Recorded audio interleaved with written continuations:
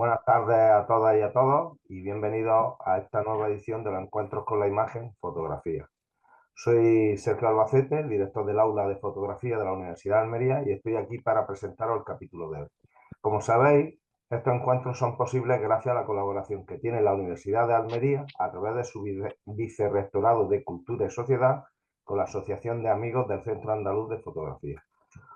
Hoy nos acompaña la fotógrafa Judith Prat y dirige y modera el encuentro Juan Carlos Asián del Barco, miembro de la Asociación de Amigos del Centro Andaluz de Fotografía.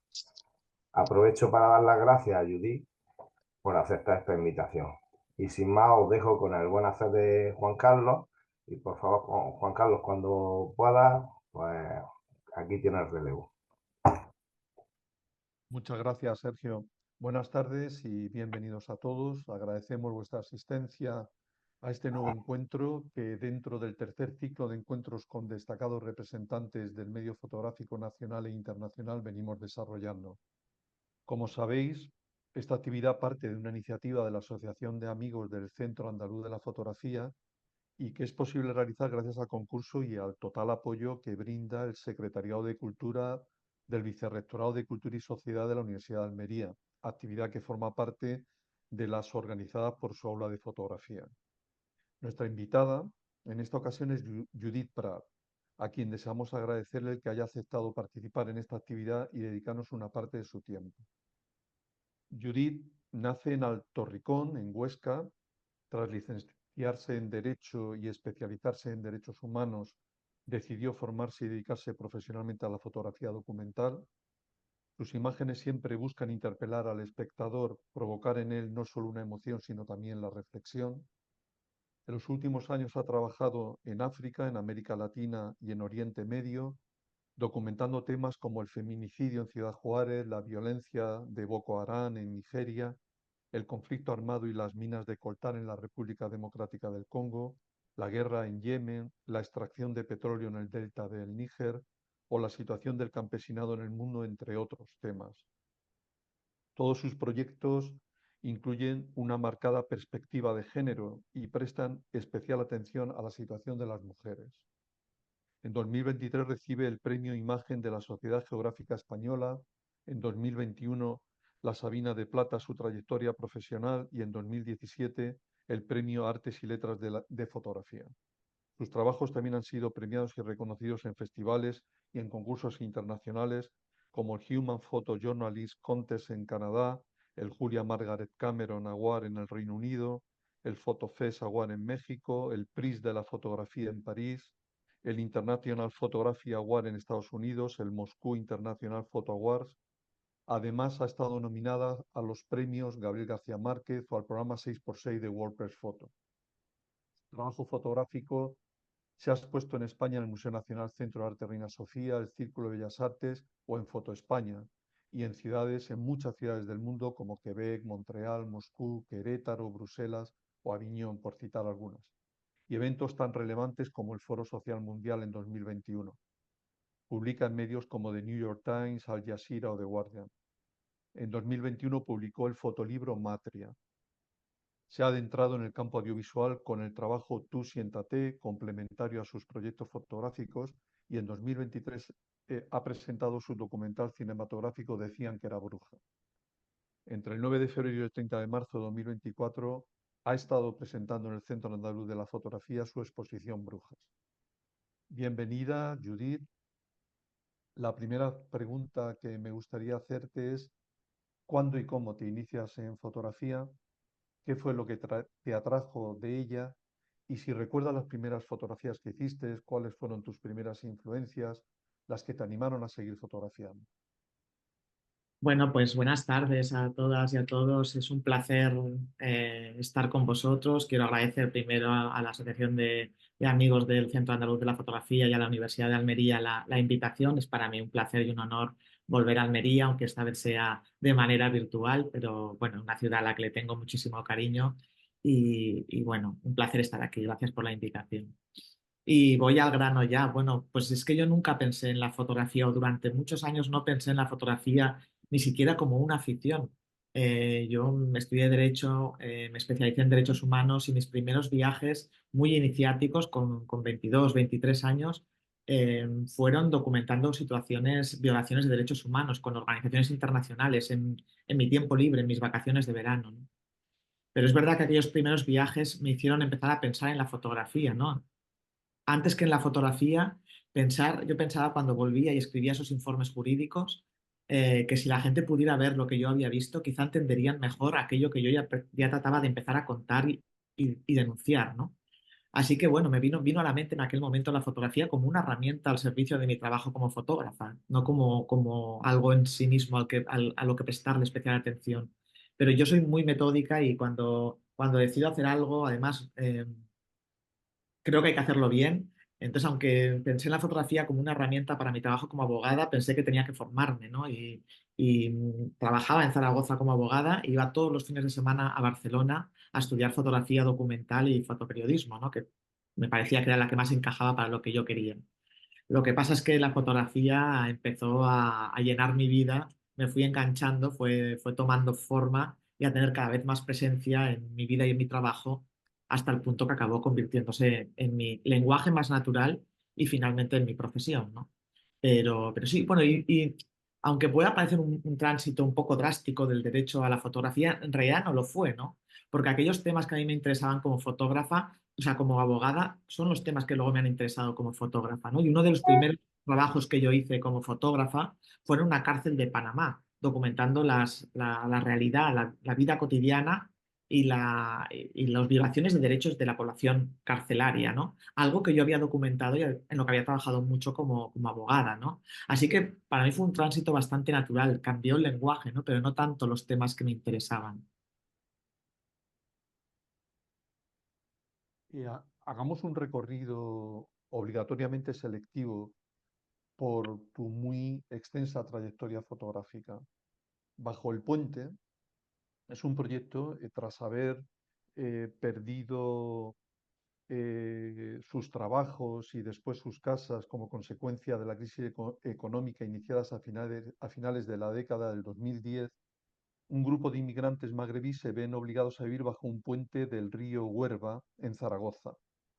¿Qué fue lo que te llevó a fotografiar esta situación y a qué retos tuviste que enfrentarte?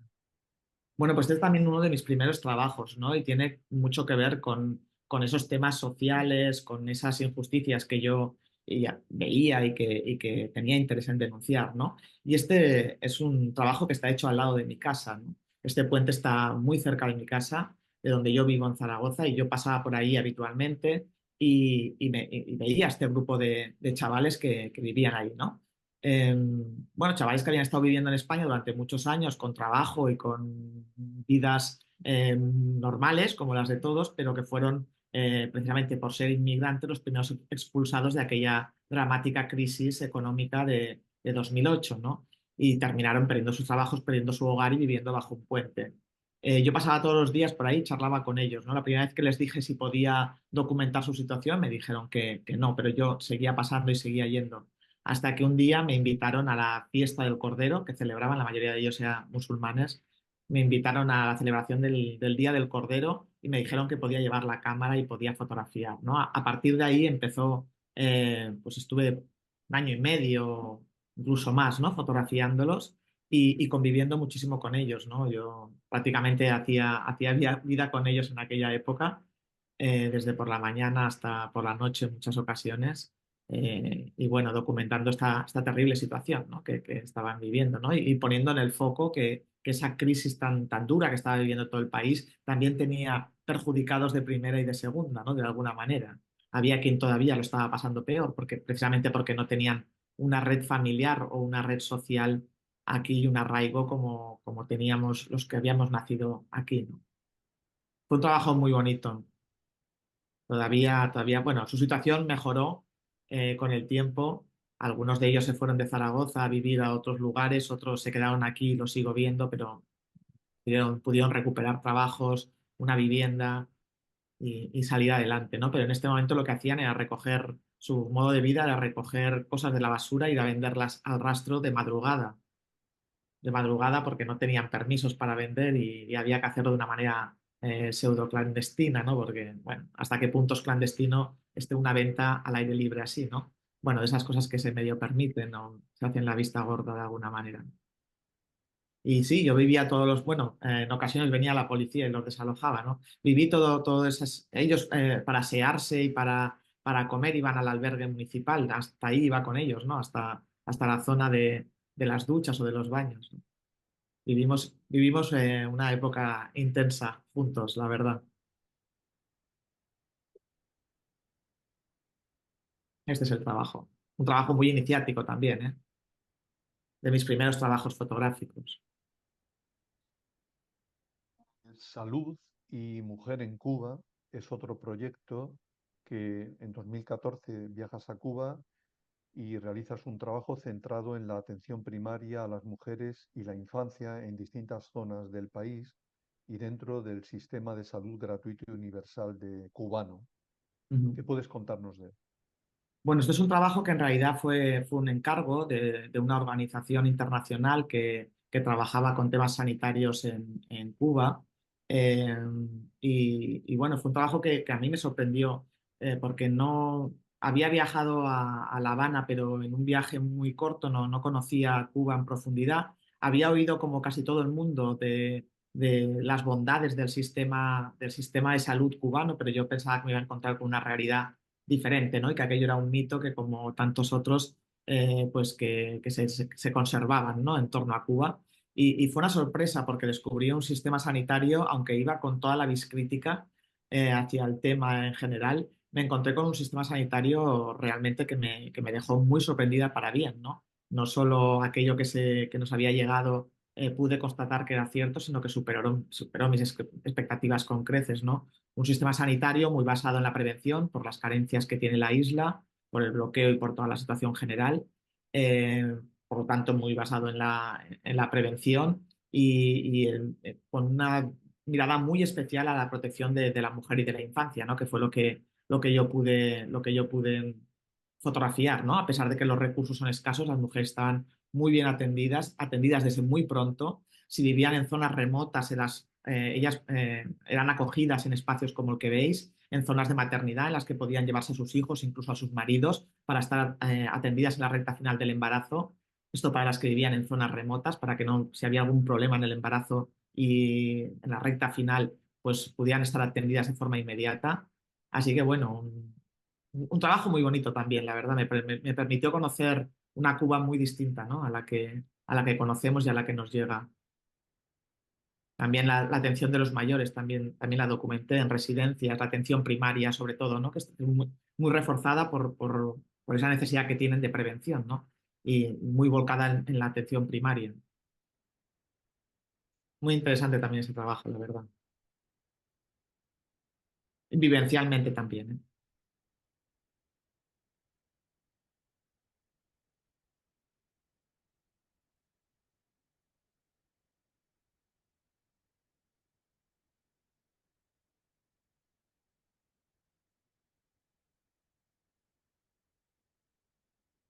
No solamente en Latinoamérica has estado trabajando y has llevado adelante proyectos, también en África, concretamente, por referirnos a uno en la República Democrática del Congo, donde se concentra el 80% de las reservas mundiales de coltán, un mineral hiperconductor fundamental para el desarrollo de las nuevas tecnologías, las armas inteligentes, la industria aeroespacial, etcétera. Las condiciones en estas minas, las condiciones de los mineros son extremadamente duras y peligrosas. ¿Cómo surgió y pudiste llevar a cabo este trabajo, este complicado trabajo?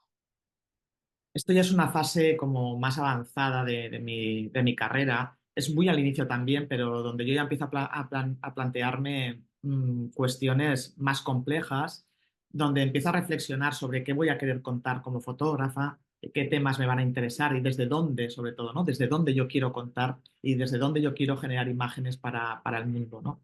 Y empiezo a pensar, tenía un interés en aquel momento especial por los conflictos, por la violencia que sufren los conflictos, pero tenía la sensación de que siempre nos cuentan los conflictos solo desde la primera línea, ¿no? Solo nos cuentan, hay un conflicto en tal país, pero nadie nos cuenta por qué. y es muy difícil entender por qué ocurren las guerras si nadie nos cuenta el por qué, ¿no? Así que decido ir a fotografiar al Congo, una de las guerras más largas y más trágicas de la historia, una guerra que dura ya más de 30 años. Se ha llamado la Guerra Mundial Africana por la dureza, por la duración, pero quiero contarlo, no quiero ir a contar solo la violencia, ¿no? Quiero contar por qué. Por qué en el Congo hay una guerra como esta, que se ha perpetuado más de 30 años y siguen en guerra con unas consecuencias terribles para la población civil, ¿no? Y obviamente la guerra del Congo, bueno, todas las guerras tienen muchas razones, pero descubriré más adelante, o voy descubriendo a lo largo de mis años de carrera, que siempre hay un factor que se repite en los conflictos y en las guerras, que es la riqueza y quién se queda con ella, ¿no? En el caso del Congo, el 80, perdón, por ciento de las reservas mundiales del coltán, ese mineral estratégico con el que se fabrica prácticamente toda la tecnología moderna, está en el este de la República Democrática del Congo, ¿no? Y en torno a esas minas de coltán y al expolio del coltán hay un montón de intereses internacionales, desde Ruanda, a través del país vecino, a través del que sale ilegalmente todo el coltán del Congo, y que es uno de los principales exportadores de coltán sin tener coltán, Ruanda. Se dice que Ruanda es el brazo derecho, sí, la mano derecha de Occidente en esa región para expoliar toda la zona, pero también los corruptos dirigentes congoleños y la comunidad internacional, las destinatarias últimas del mineral, ¿no? Esas empresas que fabrican la tecnología moderna entre todos, financian, sostienen y permiten que haya más de 50 grupos armados, creo que se contabilizan en la actualidad, unos 40 cuando yo hice este trabajo, en torno al control de las minas del coltán. Y bueno, y esto es lo que fotografié. Una mina de coltán. Siempre tuve claro que quería contar la guerra del Congo entrando en una mina de coltán. Me costó varios viajes al Congo poder entrar en medio de un conflicto armado y con minas controladas por grupos armados, pues me costó bastante conseguir entrar en una mina, ¿no? Pero finalmente lo conseguí. Y este es el resultado, ¿no? Además me permitía hablar también de las condiciones de vida de los trabajadores de las minas, que son condiciones de semiesclavitud, jornadas de trabajo de 12, 14 horas, un trabajo durísimo porque se hace todo manual, sin medidas de seguridad en esa época del año que llovía mucho. Había derrumbes constantemente en las galerías subterráneas y morían, todos los días morían mineros sepultados. Veis como en esta foto, por ejemplo, como las galerías simplemente están apuntaladas por maderas, ¿no? Y veis la humedad que había en la mina. Fijaros cómo es entrar en una mina, ¿no? Terrible.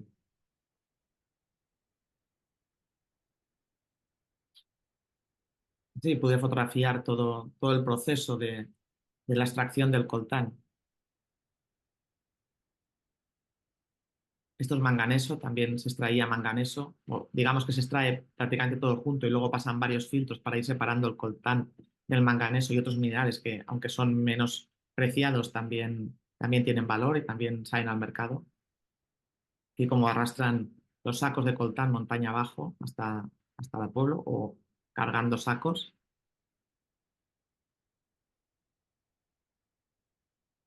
Aquí veis como hay hombres armados en las minas, que son quienes controlan las minas, en la mayoría de los casos, los poblados que se configuran en torno a las minas, el barrio de prostitución, en un lugar donde trabajan tantos hombres, pues inmediatamente surge la esclavitud para las mujeres, ¿no? Este es el trabajo del coltán. Otro de tus proyectos en África gira en torno a Boko Haram, el mortífero grupo yihadista nigeriano, responsable de decenas de miles de asesinatos y del desplazamiento y refugio de varios millones de personas, así como de miles de mujeres secuestradas. Mm. ¿Qué nos puedes decir de este trabajo? Bueno, pues Boko Haram es un poco, sigue en la línea de documentar los conflictos desde otro punto de vista, ¿no? Bueno, yo llego por primera vez a Nigeria. Bueno, a mí me sorprende, me llama mucho la atención por qué surge un grupo yihadista en Nigeria, que en aquel momento era la primera potencia económica de África, acababa de adelantar a Sudáfrica, un país económicamente muy potente, con petróleo, con una industria cinematográfica incluso muy potente, ¿no? Un país sorprendente. ¿Y por qué surge un grupo yihadista en un país así, ¿no? En la primera potencia económica de África. Así que viajo al noreste del país, donde Boko Haram estaba desplegando toda la violencia, atentados diarios.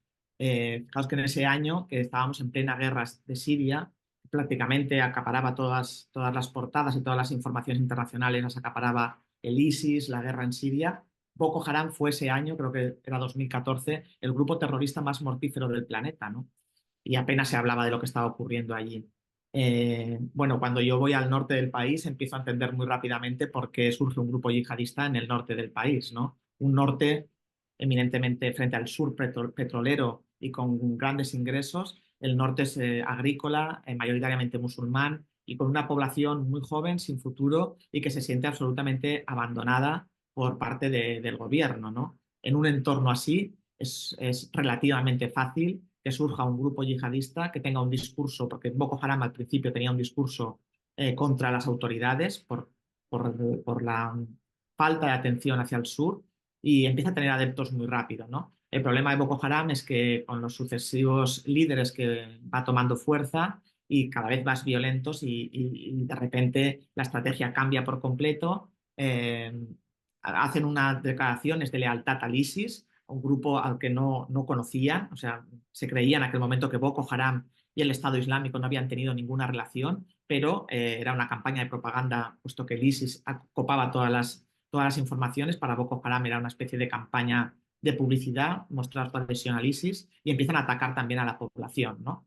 Y es en ese momento en el que yo llego a esta zona de Nigeria, en el que, bueno, ya la violencia es extrema, el número de desplazados es brutal. Todos estos son desplazados que llegaban a Maiduguri. Maiduguri es la capital del estado de Borno y ciudad que vio nacer a Boko Haram. Y una ciudad que habitualmente tiene 1 millón de habitantes y que en ese momento tenía 2 millones, ¿no? Con personas desplazadas que ocupaban casas vacías. En ese momento se producían, bueno, en ese momento Boko Haram tenía tomada un territorio de Nigeria y de los países cercanos, un territorio equivalente a los Países Bajos, ¿eh? Llegó a tener un control altísimo de territorio y cuando llegaban, se decía en aquel momento que cuando Boko Haram llegaba a un poblado, los hombres o se unían a sus filas o eran asesinados y las mujeres eran secuestradas, ¿no? Lo de los secuestros de Boko Haram fue uno de los temas en los que yo más trabajé, porque además estando sobre el terreno se produjo un rescate, ¿no?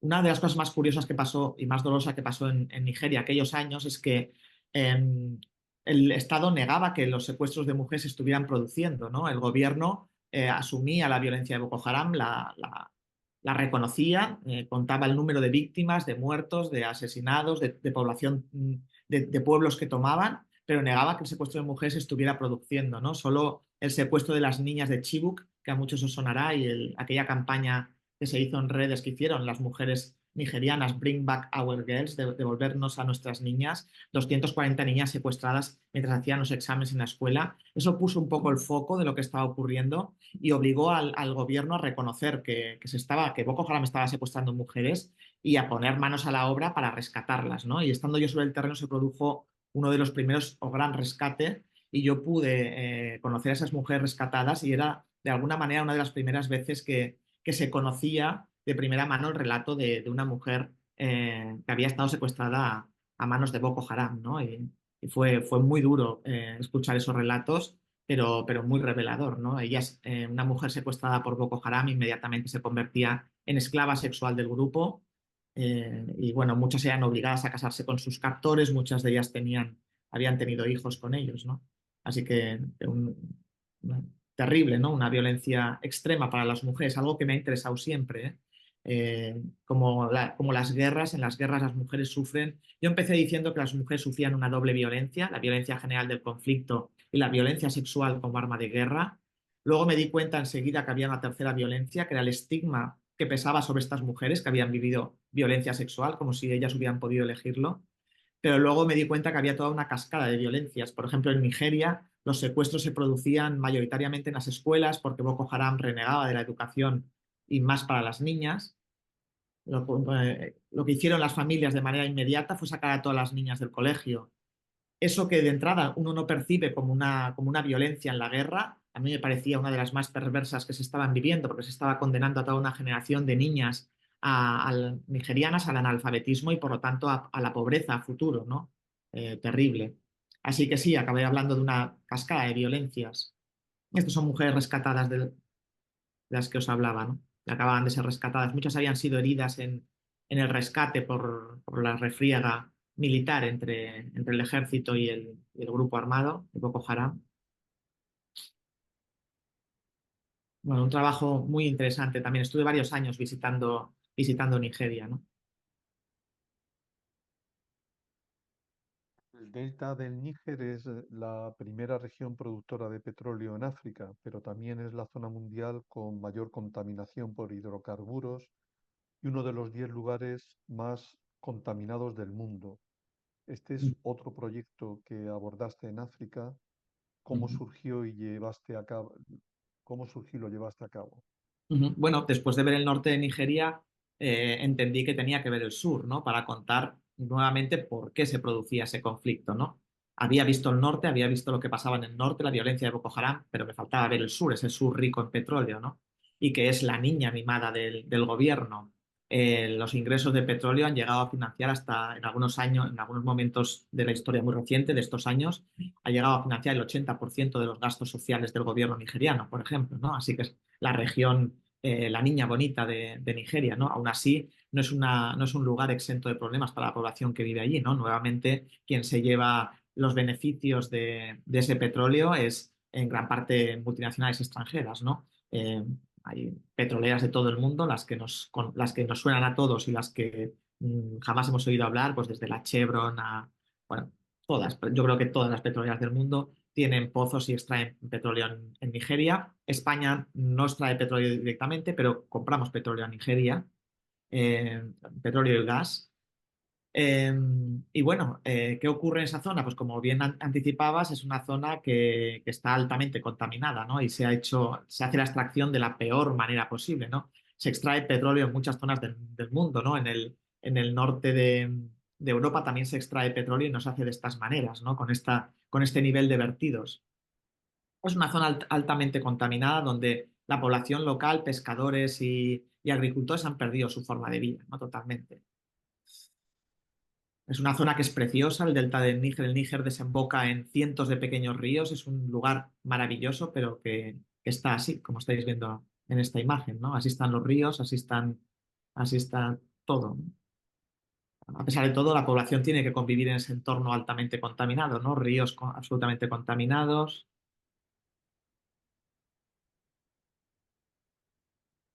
Bueno, es muy común también el saqueo de las tuberías por las que pasa la gasolina, ¿no? El petróleo ya refinado. Y luego hay un mercado negro inmenso de combustible. Aquí vemos, esta foto es muy curiosa, ¿no? Porque un camión que transporta petróleo de una refinería está repostando con gasolina del mercado negro. Bueno, y la población vive, pues como hay varios enteros que son containers, ¿no? La población empobrecida porque han perdido su forma de vida. Ahora vais a ver, y las poblaciones originarias de allí, como los Ogoni, han perdido todo su forma de vida, ¿no? Y esto es una asamblea, por ejemplo, en casa de uno de los líderes Ogoni, decidiendo interponer pues, una demanda al Estado nigeriano, ¿no? Muchos de los líderes Ogoni, o hay algunos de los líderes Ogoni más beligerantes, digamos, contra las petroleras, han sido asesinados para callarlos, ¿no? Y veis las pipetas Bueno, en realidad, a pesar de que hay mucha población occidental, pues todo el mundo que trabaja en las petroleras y demás han dejado de... Tú no ves a nadie, ¿no? Ni siquiera se mueven en coches de alta gama o protegidos, sino que ya lo hacen por helicóptero, ¿no? Porque hay varios grupos que están en contra, ¿no? de este tipo de sobreexplotación del terreno y ha habido varios secuestros de personal de las petroleras, ¿no? Como medidas de protesta. Bueno, tienen tanto poder económico que no necesitan ni pisar el suelo, ¿no? Para trabajar, lo hacen por helicóptero, para minimizar los riesgos, ¿no? Aquí veis como las zonas verdes están llenas de chapapote, ¿no? Están como alquitranadas. Todo esto es chapapote, ¿no? Aquí vemos un cartel que pone que la zona está contaminada, pero vemos a esta mujer que ha recogido vegetales en esa zona, que serán los que comerán los animales o ellos mismos, ¿no? Es una zona con, o la población sigue cogiendo, estos niños estaban cogiendo moluscos, ¿no? Una zona altísimamente contaminada, eso es todo chapapote. El pescado está contaminado, pero ellos no tienen. Fijaros cómo están los ríos, las manchas de aceite, se aprecia bien la mancha de aceite. Sí, sí. Ujú. Pues así están todos los ríos, ya no hay peces. Y en los ríos prácticamente no hay peces ya, ni contaminados ni no, han desaparecido. Y en la zona más cercana a la playa sigue habiendo al mar, la salida al mar sigue habiendo moluscos y demás, pero muy contaminados. Lo que pasa es que se venden en los mercados y la gente los consume. No hay otra manera, pero es una de las zonas, bueno, está contaminado también el subsuelo, ¿no? Y veis como en las casas todo el mundo tiene su pozo de agua que extraen del subsuelo que está altísimamente contaminado, ¿no? Aquí vemos a otro dirigente Ogoni mostrando el agua de grifo, que no la podemos oler, pero olía a gasolina, pero sí que vemos lo turbia que sale, ¿no? Esa es el agua que tienen de boca. Y mucha población no tiene otra agua para consumir, ¿no? Todo, en realidad en todo en esa zona a mí me olía y me sabía a petróleo, a gasolina, todo sabe a gasolina, todo huele a gasolina. No, los animales pastan en esa tierra también, ¿no? Y luego ellos lo comen, los peces igual. Y bueno, y el único hospital de la zona, a pesar de que es una zona con una altísima cantidad, un altísimo índice de cáncer, el hospital estaba vacío porque no hay sanidad pública, ¿no? La sanidad es privada y nadie puede permitirse ir al hospital a pesar de estar enfermos, ¿no? Así que me encontré cuando quise ver esa cara la otra cara de las cifras de cáncer, me encontré un hospital vacío, que la gente no puede permitirse pagar el hospital. Bueno, otro conflicto del que ha sido testigo es la guerra en Yemen. La situación en Yemen es, según Naciones Unidas, el peor desastre humanitario causado por el hombre. Miles de personas asesinadas, más de 3 millones de desplazadas y cerca del 75% de la población, 22,2 millones de personas, con necesidad de asistencia humanitaria urgente, incluidos 11,3 millones en situación extremadamente grave. ¿Qué nos puedes decir de este trabajo? Bueno, Yemen ha sido uno de los trabajos más duros y más difíciles de hacer, sobre todo mm, porque era imposible entrar en Yemen, ¿no? A partir ya de 2017, Arabia Saudí tomó el único aeropuerto abierto en el país, el aeropuerto de Aden, y no dejaba entrar a la prensa, prácticamente a nadie, ¿no? Un control férreo de la información que era, pues, no dejando entrar a nadie en el país. Yo, después de 2 años de trámites, tratando de entrar en el país literalmente por tierra, mar y aire, consigo entrar en 2018. Yo me había ido a Djibouti pensando que era imposible entrar en avión. Me voy a Djibouti pensando entrar en barco y estando en Djibouti, que está en África, justo enfrente de Yemen, los independentistas del sur toman el aeropuerto y abren el aeropuerto. Y yo puedo comprar un billete en una agencia de viajes en Djibouti y volar a Aden sin ningún problema, ¿no? Cómo iba a salir estaba por ver, pero de momento había conseguido entrar. Y así pude hacer este trabajo, burlando pues todos los bloqueos que había habido en ese momento. Desde entonces no he podido volver a entrar, a pesar de haber estado a punto con todos los permisos en regla y demás, pero no he podido volver a entrar desde entonces y sigo intentándolo porque para mí es prioritario contar lo que pasa en Yemen. Es uno de los conflictos más silenciados en el planeta y una situación tan extrema, una hambruna tan extrema que sí, la ONU la ha definido como una de las mayores crisis humanitarias del planeta en los últimos 100 años o incluso en la historia, ¿no?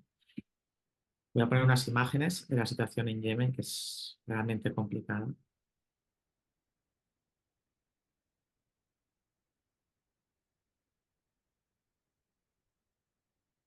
Ay, perdón, he compartido la...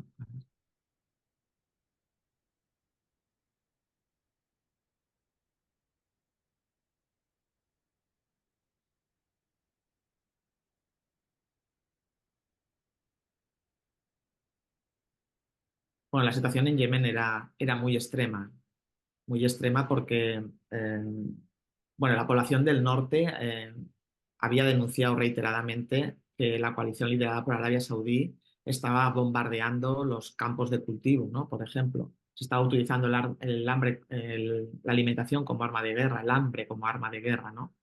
Bombardear campos de cultivo no solo condena a la inanición en ese momento de la población, sino que por la alta toxicidad que dejan los bombardeos en el campo, probablemente en esos campos no va a crecer nada en años, ¿no? Y eso es lo que ha pasado en Yemen, entre otras muchas cosas, ¿no? Una hambruna de las peores que se ha conocido en las últimas décadas, ¿no? Con muy afectada la población infantil, por ejemplo, ¿no? También.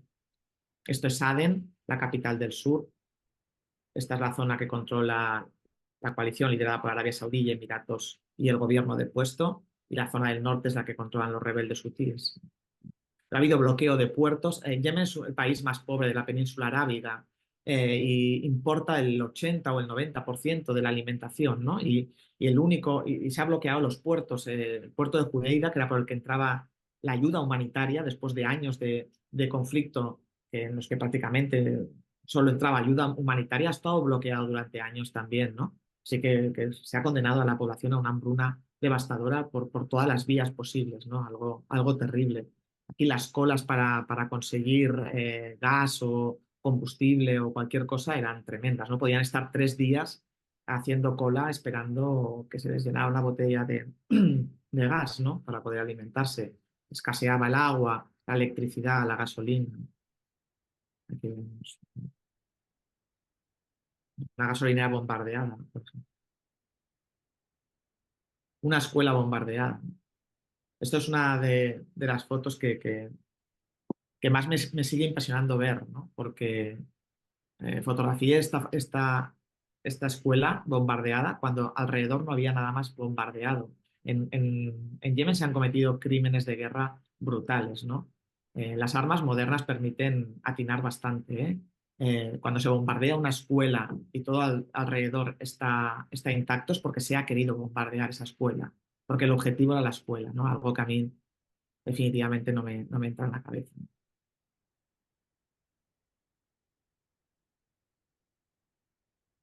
Bueno, las personas desplazadas también, bueno, con el drama específico, ¿no? de los desplazamientos. Además es que Aden está rodeado de un desierto, ¿no? Muchas de estas personas vivían en el desierto.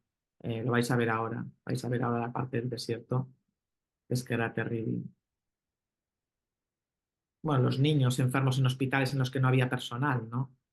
Niños con desnutrición, niños con todo tipo de enfermedades, cuidados solos por sus madres. No había medicamentos y no había más que en este hospital solo estaba el director, el único que había quedado, ¿no? Los funcionarios llevaban años sin cobrar y se habían ido todos. Solo quedaba el director y las madres cuidando a los niños.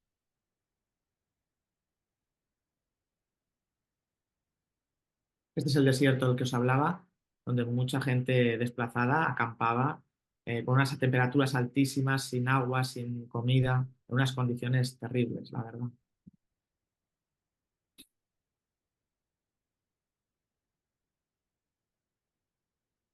Eh, Hay un proyecto, COVID Fotos Diarios, Ujú. impulsado por 8 fotoperiodistas españoles que documentasteis en diferentes partes del país y a diario la pandemia del COVID-19, mostrando cómo fue la vida durante el confinamiento y qué supuso esa nueva cotidianidad.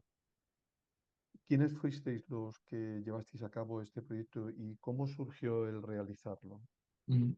Bueno, pues es un proyecto que surge de la cabeza que nunca para de Manu Bravo, y que viendo la tele como estábamos todos en casa escuchando ese anuncio del presidente del gobierno del estado de alarma, creo que no tardó ni media hora en coger el teléfono y empezar a llamarnos y decir, algo habrá que hacer, ¿no? Habrá que salir a contar lo que pasa.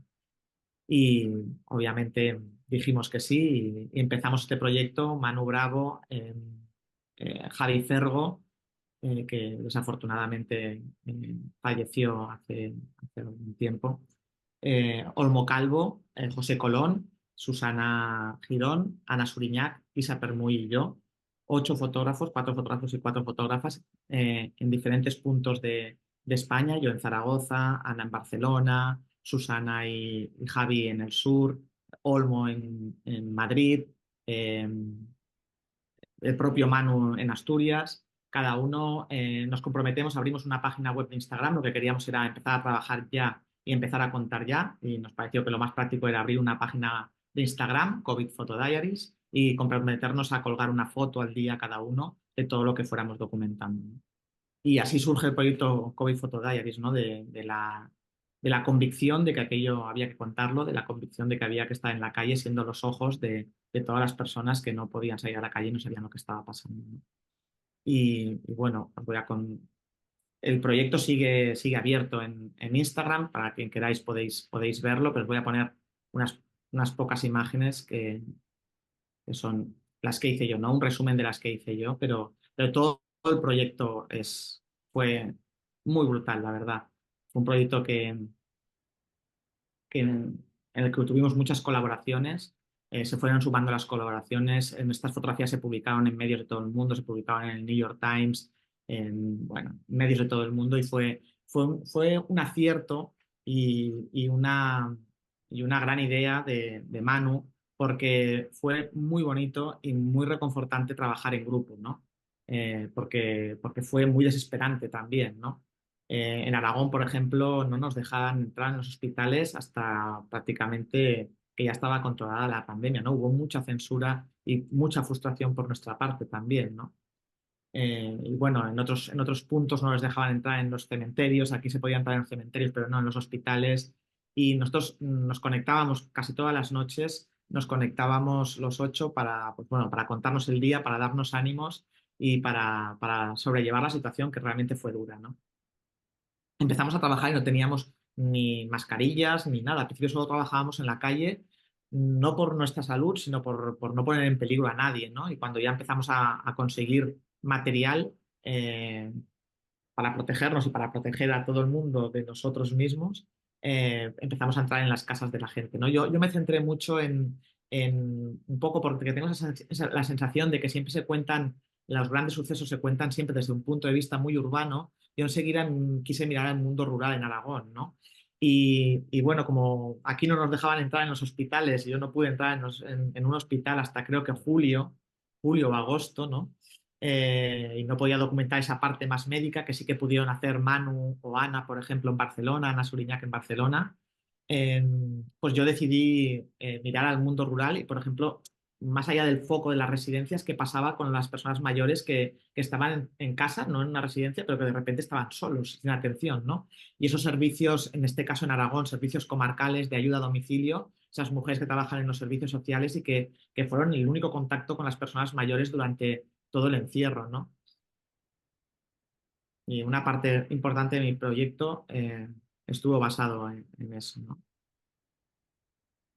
Pero bueno, fui documentando todas las fases de aquí cuando ya se podía empezar a salir, ¿no? Y cuando los nietos podían volver a visitar a sus abuelos, aunque con todas las medidas de seguridad. Bueno, los momentos más duros del encierro, ¿no? Cuando, bueno, esto era un matrimonio mayor que vivían solos y Cruz Roja les llevaba la comida, pero fijaros cómo se la dejaban, ¿no? Para no tener ninguna relación con ellos y, y mantenerlos a salvo del contagio, ¿no? Las enfermeras y la atención primaria otra vez, ¿no? Tan importante. Los servicios sociales que atendían a las personas que estaban en su casa con todo tipo de problemas, ¿no? Esta mujer, por ejemplo, se rompió la cadera estando en plena pandemia, ¿no? Y no la tenían en su casa y bueno, ¿cómo se atiende a esas personas, ¿no?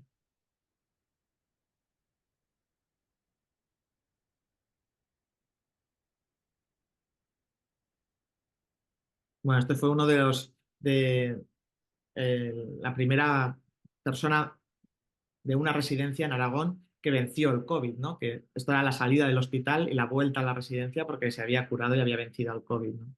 Estaba toda la prensa encima y él contentísimo, claro. Fue un día como muy eufórico para todos, porque había pocas buenas noticias en aquel momento, ¿no? Los traslados en las residencias de los enfermos, las personas que vivían de forma más precaria, ¿no? Esta, por ejemplo, vivía en un coche.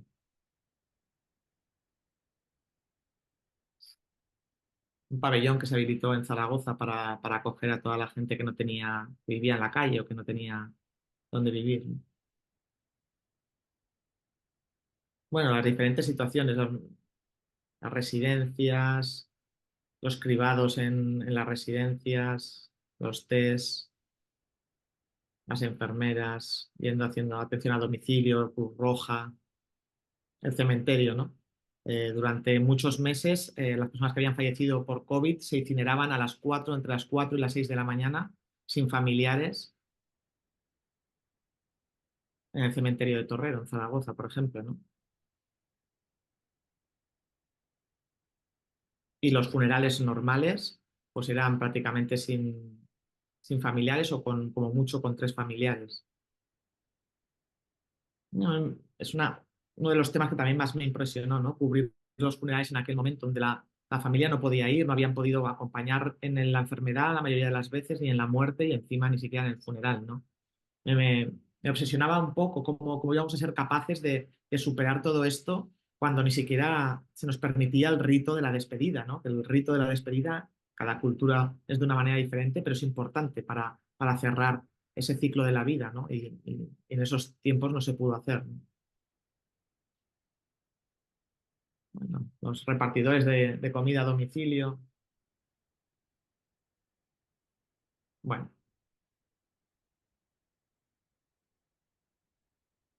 Conocimiento de la tierra como única patria.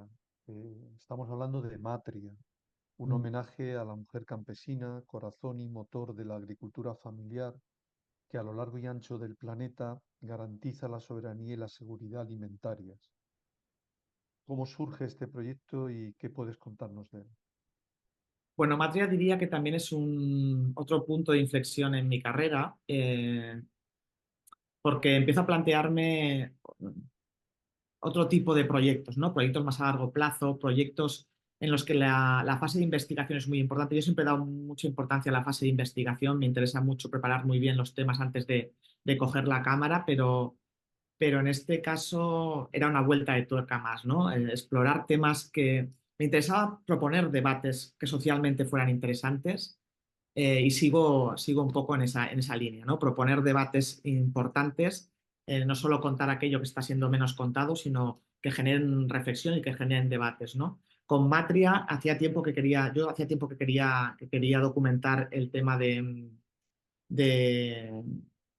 las violaciones, o sea, las violaciones de derechos humanos que sufre el colectivo campesino, que es uno de los colectivos que más violaciones sufren de derechos humanos en el mundo y en el que pocas veces pensamos, donde los índices más altos de desnutrición a veces o de hambre están en zonas rurales, ¿no? Y en gente que precisamente se dedica a la agricultura, ¿no? Algunas de las zonas más pobres del planeta son zonas agrícolas y es como, bueno, como algo que a mí me llamaba mucho la atención. También porque vengo de una familia de campesinos. Mi familia se ha dedicado al campo toda la vida, ¿no?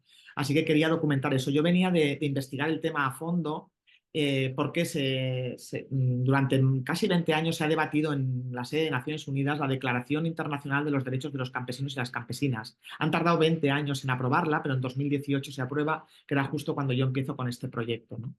Eh, y decido, bueno, la verdad es que presenté el proyecto a una beca, yo ya había investigado mucho sobre el tema y lo que yo quería hacer era coger 4 de los derechos que la Declaración Internacional de Naciones Unidas recoge, coger 4 de esos derechos, los más relevantes, y buscar 4 lugares del mundo donde se violaran esos derechos con especial intensidad, ¿no? Y elijo pues contar, por ejemplo, los jornaleros transfronterizos en la frontera entre Estados Unidos y México, los jornaleros mexicanos que trabajan en el campo en Estados Unidos, el hambre, bueno, qué pasa con la guerra en las zonas rurales, ¿no? El campesinado cuando estalla la guerra, eso lo documenté en Yemen y en Sudán del Sur. También documenté la acaparación de tierras, que eso lo hice en Mozambique, que tiene el 80% del territorio agrícola del país cedido a las grandes multinacionales y a la agroindustria internacional. Y bueno, decido que esos son los puntos en los que quiero incidir, ¿no? La verdad es que tuve una beca presenté ese trabajo, una beca de creación artística, y me dieron una beca importante con la que pude no solo producir todo el trabajo, sino después producir la exposición Matria que se inauguró, bueno, se tenía que inaugurar, este trabajo lo hice entre 2018 y 2020, y en marzo de 2020 se tenía que inaugurar esta exposición, hubo que retrasarla hasta julio y se inauguró con un 20% de aforo, pero yo tenía mucho interés en que se inaugurara y que empezara a verse ya, ¿no? A ver si puedo poneros un... Por no poner fotos otra vez, estoy buscando a ver si encuentro... Bueno, y si no os pondré las fotos, pero...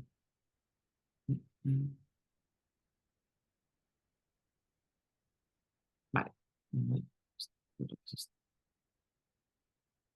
Sí. Voy a compartir pantalla otra vez.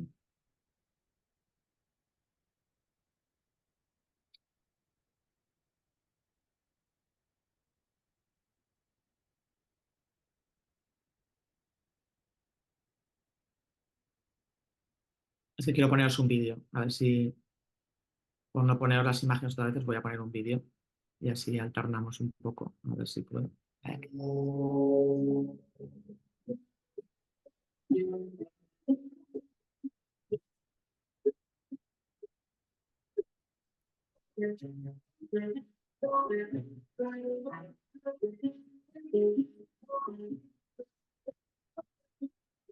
Os governos dizem que é o desenvolvimento, mas esse desenvolvimento não vem para os camponeses, porque esse desenvolvimento está a criar a desgraça, a pobreza, os camponeses.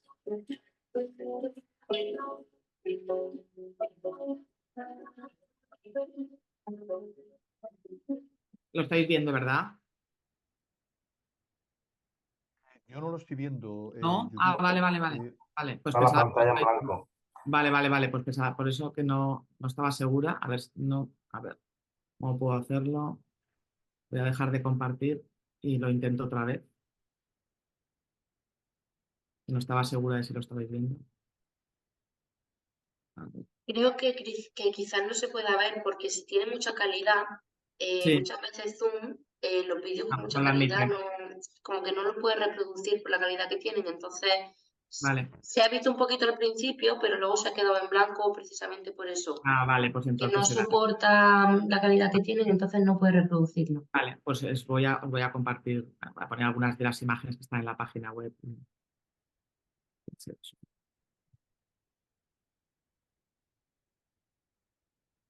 me dais un segundo que lo busco.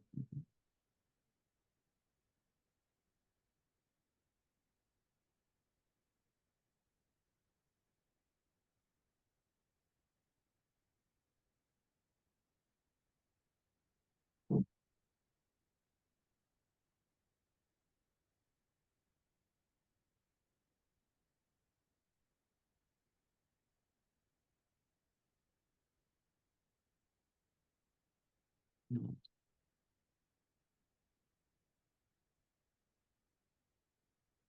Voy a compartir otra vez.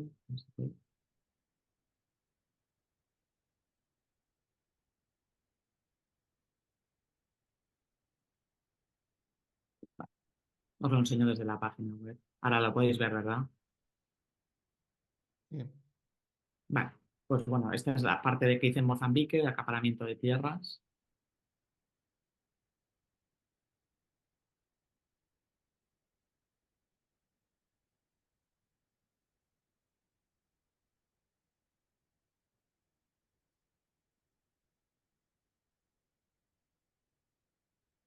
Bueno, en Mozambique las élites políticas han cedido gran parte del país y de la soberanía alimentaria, por tanto, a la agroindustria internacional, ¿no? Y eso ha sido quitándole las tierras a los legítimos campesinos locales, que han sido desplazados a tierras, como veis en esta foto, peores, ¿no? Lo que hacen es quitarle las tierras más fértiles, que se las ceden con fórmulas opacas, a veces con concesiones a muchos años, con alquileres bueno, que no se sabe muy bien cómo, a multinacionales extranjeras, y esos campesinos son desplazados a tierras peores en las que no crece nada, ¿no? Este era el caso de esta comunidad, que los habían desplazado al pie de la montaña, una zona rocosa en la que no crecía nada, ¿no? Les habían quitado las mejores tierras. Normalmente les prometen que a cambio de las tierras les llevarán el agua al pueblo, les harán un hospital, les prometen que les van a dar tierras igual de buenas y nada de eso se cumple, ¿no? Esta comunidad les habían prometido canalizar el agua de la montaña hasta el pueblo y seguían teniendo que subir a la montaña a lavar, a buscar agua y todo, ¿no? Era pues, a lo mejor 2 horas de viaje de camino hasta llegar al agua, ¿no? Y eso tampoco habían visto el hospital ni nada, no se cumplió ninguna de las condiciones que la multinacional les dijo que tendrían, ¿no? Ni escuela, veis a los niños, pues esta es la escuela. Tampoco hubo escuela nueva a cambio de las tierras fértiles. Y esto es una constante, ¿no? También la minería en Mozambique ha venido a contaminar, no solo a quitarles las tierras, no solo para tierra de cultivo, sino también las mineras. Y además contaminan todas las arenas minerales, salen a través del mar y contaminan la costa, ¿no? Con lo cual los pescadores también pierden su forma de vida. Esto es una mina de carbón cuando ya ha terminado de ser explotada, ¿no? Así les devuelven el territorio, cuando ya han explotado todo el carbón.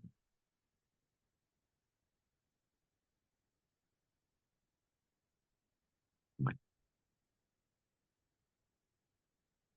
este es uno de los temas de Matria. Los jornaleros en frontera son esos trabajadores del campo mexicanos, que esto es la frontera entre Ciudad Juárez y El Paso.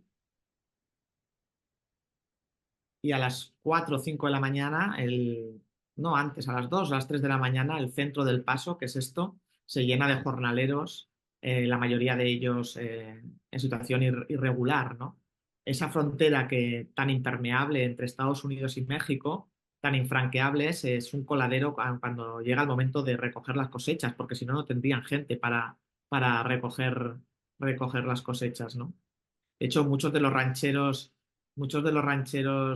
mexicanos, o sea, perdón, estadounidenses de esta zona, de Nuevo México, votaron a Trump en las elecciones que salió elegido Donald Trump. Pero poco después se dieron cuenta de que habían metido mucho la pata, ¿no? Porque con las políticas migratorias de Trump no iban a tener jornaleros para trabajar en el campo.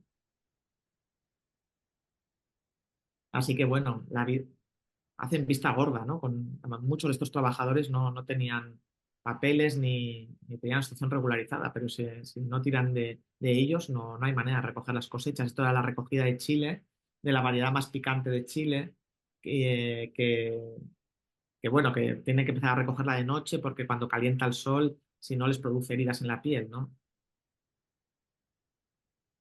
Son largas jornadas de trabajo. Por cada bote que depositan en el tractor les dan una ficha, que veréis ahora. Estas son las fichas. Cuando termina la jornada, cuentan las fichas y hacen cola en el patrol del capataz de la finca y por cada ficha pues les darán el salario de diario, ¿no? Pues serán 90 centavos el bote, 100, dependiendo, a $1, a 80 centavos, dependiendo. Bueno, estos son algunos de los temas que documenté en Matria, ¿no? Y una última parte, eh, que era la agroecología y el feminismo, un poco también porque son las alternativas, ¿no? de la comunidad campesina para recuperar la agricultura familiar, que es la única capaz de garantizar la soberanía alimentaria y los alimentos de calidad, ¿no?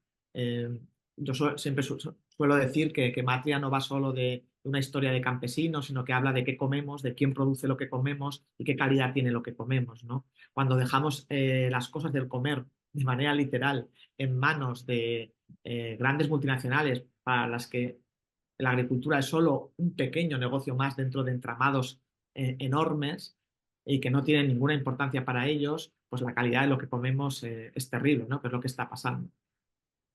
La única agricultura capaz de producir alimentos de calidad es la agricultura familiar y además la única la única mediante la cual los países pueden conservar la soberanía alimentaria, ¿no? Pero si dejamos toda la comida en manos de, de grandes empresas agroecológicas, pues va a ser un problema y lo está siendo ya. Cualquiera de estos temas podría haberlo documentado en Europa, incluso en España, ¿no? Todos sabemos que en España, bueno, y ahí sabéis muy bien, en Almería conocéis muy bien, pero también en Aragón, que el campo, hoy en día, el campo español lo recoge mano de obra de personas que vienen de fuera. El tema de la acaparación de tierras se está viviendo ya también en España. salvo la parte de la zona de conflicto, de qué pasa con el campo cuando estalla una guerra, salvo esa parte de Matria, las demás podría haberlas documentado perfectamente, ¿no? Yo os recomiendo mucho el trabajo de, de Santi Donaire sobre estos temas, pues está haciendo un trabajazo impresionante y lo está haciendo en España, importantísimo, os lo recomiendo mucho. Ganó el año pasado la beca Joana Viarnés con ese trabajo. Lo hemos podido ver en Zaragoza en la Galería Spectrum hace muy poco y sigue trabajando en estos temas, ¿no? Muy, muy interesante. De verdad que os recomiendo seguirlo porque además va a seguir trabajando en este tema. Importantísimo. Bueno, pues esto es más. Entre los siglos XV y XVIII se produjo en Europa un consenso social por el que todas las mujeres eran potenciales brujas y se sentaron las bases jurídicas para legitimar miles de ajusticiamientos en la hoguera y la horca. ¿Cómo llegas a interesarte por este tema? ¿Cómo surge? ¿Y qué deseas transmitir con él? Ujú. Bueno, pues este sigue un poco la senda que inicié con Matria, pero creo que este trabajo es quizá el punto de inflexión más importante en mi carrera, ¿no? Porque es un lenguaje bastante diferente. De alguna manera me centro más en el documentalismo y aparco un poco el fotoperiodismo, aunque para mí no hay tanta diferencia, ¿no? Siempre me cuesta mucho diferenciar esos términos, ¿no? No me gusta mucho definirme ni definir el trabajo, ¿no? Pero en Brujas definitivamente es otra senda, creo que narrativa, discursiva, de lenguaje visual, ¿no? Y muy centrado en eso que había comenzado ya con Matria, de darle mucha relevancia a la investigación previa, ¿no? Bueno, pues yo me apetecía tratar el tema de la caza de brujas, pero un tema que todo el mundo nos suena, pero que yo me pongo la primera, ¿no? La verdad es que cuando me puse a investigar me di cuenta de lo poco que sabía del tema, ¿no? A todo el mundo nos suena, pero casi nadie sabemos qué ocurrió en realidad. Y yo me pongo a investigar y me paso más de un año investigando pues ese feminicidio que supuso la caza de brujas entre los siglos XV y XVIII, ¿no? Eh, miles de mujeres en toda Europa y cientos de ellas en nuestro país asesinadas por delitos tan absurdos como tener relaciones con el diablo. Cuando hablo de relaciones, hablo de relaciones sexuales también, ¿no? Eso decían los perseguidores. Acusadas de poder hacer enfermar a la población o al ganado o malograr las cosechas solo con la mirada, acusadas de volar sobre las montañas y reunirse con otras mujeres y con el diablo en forma de macho cabrío para hacer conjuros y hacer el mal. En base a acusaciones tan ridículas, se ajustició a un montón de mujeres en todo el mundo, ¿no? Así que, bueno, me apetecía mucho documentar ese tema, sobre todo porque estas mujeres, si las mujeres se nos ha negado del relato general de la historia, con estas mujeres ha sido peor. No solo se las ha negado del relato general de la historia, sino que han pasado a la historia como mujeres viejas, feas y malvadas en lugar de como víctimas de un terrible feminicidio, de una de las épocas más oscuras de nuestra historia, ¿no? Pero es que además el mundo del arte fue un fiel amplificador de ese discurso, ¿no? Y cuando a un niño pequeño ya le dicen que es una bruja, se imagina una señora vieja, fea y malvada, sin dientes, con la nariz grande, ¿no? Así que me parecía que tenía todo el sentido utilizar el arte, en este caso la fotografía, para contar quiénes fueron ellas en realidad, para desmontar esos estereotipos y, bueno, y arrojar un poco de luz sobre esta historia, ¿no? Así que decido documentarme. He leído, bueno, afortunadamente se conservan muchos documentos. O sea, esto, lo primero que cuento siempre de brujas es que esto no va de leyendas, esto ocurrió de verdad. Este trabajo está basado en hechos reales, en los documentos que se conservan de los juicios, de los interrogatorios, de las torturas a las que eran sometidas hasta que confesaban. Se conservan muchísimos documentos, yo he podido ver muchos de ellos. Como digo, estuve un año documentándome. Hay muchos historiadores y historiadoras que han documentado el tema.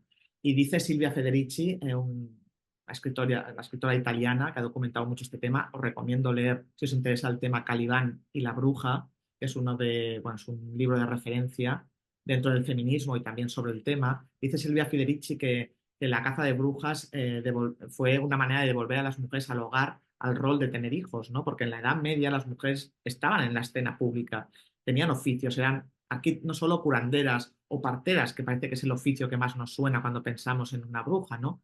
No, las mujeres en aquella época eran albañilas, carpinteras, herreras, comerciantes, estaban en la escena pública. Y dice Silvia Federici que esto fue una manera de devolverlas al hogar, quitarles el poder y devolverlas al hogar al rol de tener hijos, ¿no? Una de las que primero cayeron fueron las parteras y las curanderas, ¿no? Pero es que a través de las parteras las mujeres tenían el control de su propio cuerpo, porque las parteras no solo ayudaban a traer niños al mundo, sino que practicaban abortos y recetaban métodos anticonceptivos, es decir, las mujeres tenían control sobre su cuerpo, ¿no? Estas fueron las primeras que cayeron en la caza de brujas y fueron inmediatamente sustituidas por médicos hombres que dejaron de practicar todas estas prácticas, ¿no? De hacer todas estas prácticas y por tanto las mujeres perdieron el control sobre sus cuerpos, ¿no? Así que bueno, es una historia, también una historia de pensamiento mágico, ¿no? Pensamiento mágico ha existido siempre, la población de la época también creía en brujas, pero para ellos las brujas eran un ente mágico, un ente abstracto, no eran personas, ¿no? Son dos inquisidores alemanes los que por primera vez en un tratado de demonología llamado Maleus Maleficarum son los que por primera vez dicen que las brujas son mujeres porque las mujeres tienen una sexualidad pervertida, son inferiores a los hombres y por tanto proclives a tener pactos con el diablo, en fin, que nos hace un traje a medida y a partir de entonces señala a las mujeres como brujas y comienza la persecución, ¿no? De alguna manera a pesar de que en España ni la Inquisición ni los tribunales religiosos fueron los que más asesinaron, quien más asesinó por el delito de brujería fueron los tribunales civiles. Pero sí que es verdad que la Iglesia alimentó o fue de alguna manera el origen de la caza de brujas ideológico, ¿no? Así que se dio la tormenta perfecta, ¿no? Autoridades, perseguidores, jueces, lo que hicieron fue manipular ese pensamiento mágico de la población para volverlo en contra de las mujeres, ¿no? Y al final estas mujeres podrían ser señaladas por cualquiera, ¿no? Como brujas. Un tema muy interesante y bueno. Este proyecto, que ha sido también un gran proyecto, que es mi último trabajo, tiene como dos partes. Una es la exposición fotográfica que pudo verse en el CAF recientemente. Está ahora en Denia, va a ir después a Soria y después del verano va a Francia, porque yo documenté toda la caza de brujas en los Pirineos, porque es donde más mujeres asesinó por el delito de brujería, fue en Cataluña, en Aragón, Navarra, también y muy focalizado en los Pirineos y también en el lado francés. Así que la expo va después de verano a Francia, que podrá verse allí también. Y luego hice un documental que no estaba en mis previsiones, ¿no? Yo iba a hacer un trabajo fotográfico, pero claro, la historia era tan potente que cuando estaba a mitad del proyecto fotográfico, pensé que teníamos que escuchar a estas mujeres, ¿no? Porque una de las cosas que hice fue buscar mujeres actuales que habitan en los lugares donde se produjo la caza de brujas con más virulencia, con perfiles similares a las de aquellas, ¿no? Y a través de estas, que son las protagonistas de las actuales, mujeres con perfiles muy diversos que habitan en el Pirineo, a través de estas mujeres, de alguna manera, traemos al presente a aquellas que fueron asesinadas y les rendimos homenaje y contamos quiénes fueron, ¿no?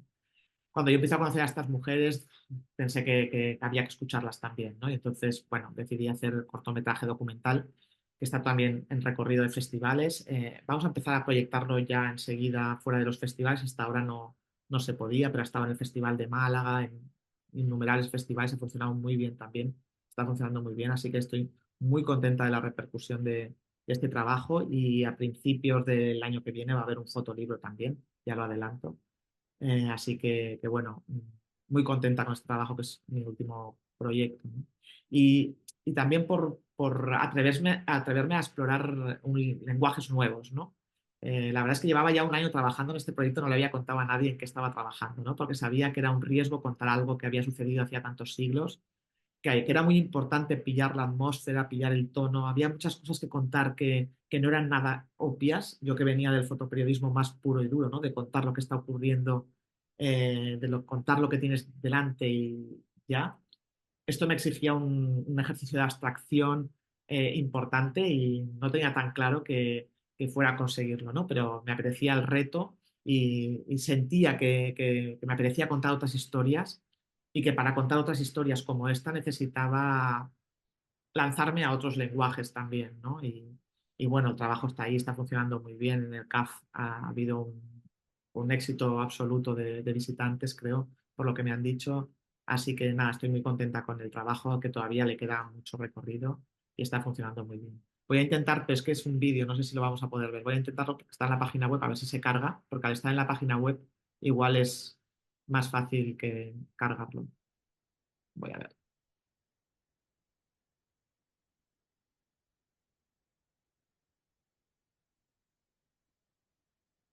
Bueno, es sin sonido, pero ¿veis las imágenes?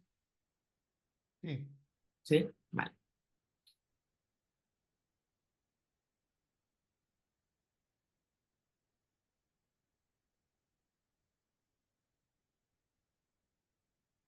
Bueno, es un trabajo en el que la naturaleza también tiene mucha importancia, ¿no? Para mí era muy importante pillar, como decía, pillar la atmósfera, ¿no? Porque de la época, de esa naturaleza salvaje, ¿no? que favorecía el pensamiento mágico, porque los Pirineos eran un lugar inhóspito y muy duro para la población, ¿no? Pues bueno, era fácil una tormenta que malograra las cosechas y también era fácil que la gente intentara buscar explicaciones a eso, ¿no? O los largos inviernos con esas nevadas, con esos fríos intensos, ¿no? Pues es normal que la gente tuviera ese pensamiento mágico, pero como os decía, un pensamiento mágico que fue manipulado por las autoridades para volverlo en contra de estas mujeres, ¿no? Y todas estas mujeres que estáis viendo son las protagonistas de la Expo y todas ellas pues tienen eso, perfiles muy similares a las de aquellas, ¿no? Vamos a encontrar en la exposición ahí pues mujeres como Ana, que la acabáis de ver, que hace cremas, con las hierbas autóctonas y con sí, las plantas medicinales que tiene a su alrededor. Hay matronas, pero también hay científicas, ¿no? Porque para mí aquellas que conocían las hierbas y en aquel momento las curanderas eran las científicas de la época, ¿no? Así que bueno, también hay científicas, escritoras, pintoras, una amalgama de mujeres muy pegadas al territorio. Todas tienen en común una cosa y en común con aquellas, ¿no? Son mujeres muy apegadas al territorio y a la tierra y mujeres que de alguna manera cuestionan el statu quo de las cosas, ¿no? Que no se conforman con lo socialmente establecido. Y eso las conecta con aquellas, ¿no? Y como os decía, a través de las actuales hemos querido de alguna manera rendir homenaje a aquellas, ¿no? Y contar su historia real. Bueno, Judith, después de este recorrido a lo largo y ancho de distintos continentes en el que has conocido y fotografiado de primera mano las tremendas situaciones que nos has contado, ¿cómo ha evolucionado tu mirada y tu visión del mundo, de la humanidad? Mi mirada es más empática. Yo, desde luego, no soy la misma persona que era cuando empecé con la fotografía. Yo siempre digo que tengo muchísimo que agradecerle a la fotografía, ¿no? Me ha permitido conocer lugares y, sobre todo, personas que de otra manera jamás hubieran llegado a mi vida, ¿no? Y yo no soy la misma persona que era antes de cuando cogí por primera vez una cámara, ¿no? Bueno, creo que no soy la misma persona cada vez que inicio un proyecto, cuando lo termino, que cuando lo empecé, ¿no? Algo ha cambiado en mí, ¿no? Y creo que tengo una mirada mucho más empática ahora, una mirada mucho más amplia. He aprendido a desprenderme de algunos lastres. Bueno, sigo en ello, ¿eh? No digo que lo haya conseguido, ¿no? Pero estoy en proceso de desprenderme, no sé si lo conseguiré del todo en toda mi vida, de esa mirada eurocentrista que nos caracteriza, esa mirada colonial, esa mirada prepotente, ¿no? Que llevamos todos en el ADN por haber nacido donde hemos nacido, ¿no? Que creemos que podemos ir a otros lugares a dar lecciones, ¿no? Coger la cámara e ir a todos esos lugares ha sido una lección para mí. No solo yo no he dado lecciones, sino que todas y cada una de las personas a las que yo he fotografiado y se han cruzado en mi vida fotográfica me han dado una lección a mí, ¿no? Así que, ¿cómo soy ahora? ¿Cómo es mi mirada? Más empática, más amplia, más crítica también, ¿no? Yo ya venía, yo ya me adentro en la fotografía por esa vis crítica que tengo, ¿no? Pero todavía soy mucho más, ¿no? Creo que es importantísimo, y de ahí un poco lo que os decía de cómo estoy evolucionando profesionalmente y cómo está evolucionando también mi fotografía, ¿no? Me interesa mucho proponer debates que no se están teniendo o que se deben abordar desde más puntos de vista, ¿no? Y mis trabajos fotográficos van a ir en esa línea, seguro, ¿no? Creo que no hay vuelta atrás, ¿no? Por eso también digo que mi mirada es más crítica y creo que la fotografía tiene que proponer debates críticos, ¿no? Yo siempre he dicho que la estética en mi caso estaba al servicio de la historia que quería contar, eso sigue siendo así, sin olvidarnos de que cuanto mejor está hecha una foto, mejor vas a trasladar el mensaje, ¿eh? Yo busco la excelencia en la imagen, en el tratamiento de la luz, en la composición, busco hacerlo lo mejor que sé, pero siempre al servicio de la historia que yo quiero contar, ¿no? Y en este momento al servicio de proponer debates críticos y de poner encima de la mesa que debatamos sobre temas que son importantes. ¿Y qué opinas sobre el poder que puede tener la fotografía en la toma de conciencia de la gente y en la acción de los gobiernos, de las autoridades? Y este es un tema sobre el que he reflexionado mucho, ¿no? Obviamente no creo que una fotografía mía vaya a cambiarle, disculpad, no creo que una fotografía mía vaya a cambiarle la vida a nadie ni vaya a solucionar nada en el mundo, ¿no? Pero lo que sí que tengo claro es que cuando hay tanta gente interesada en que no hagamos nuestro trabajo, ya os cuento, es porque alguna relevancia tiene, ¿no?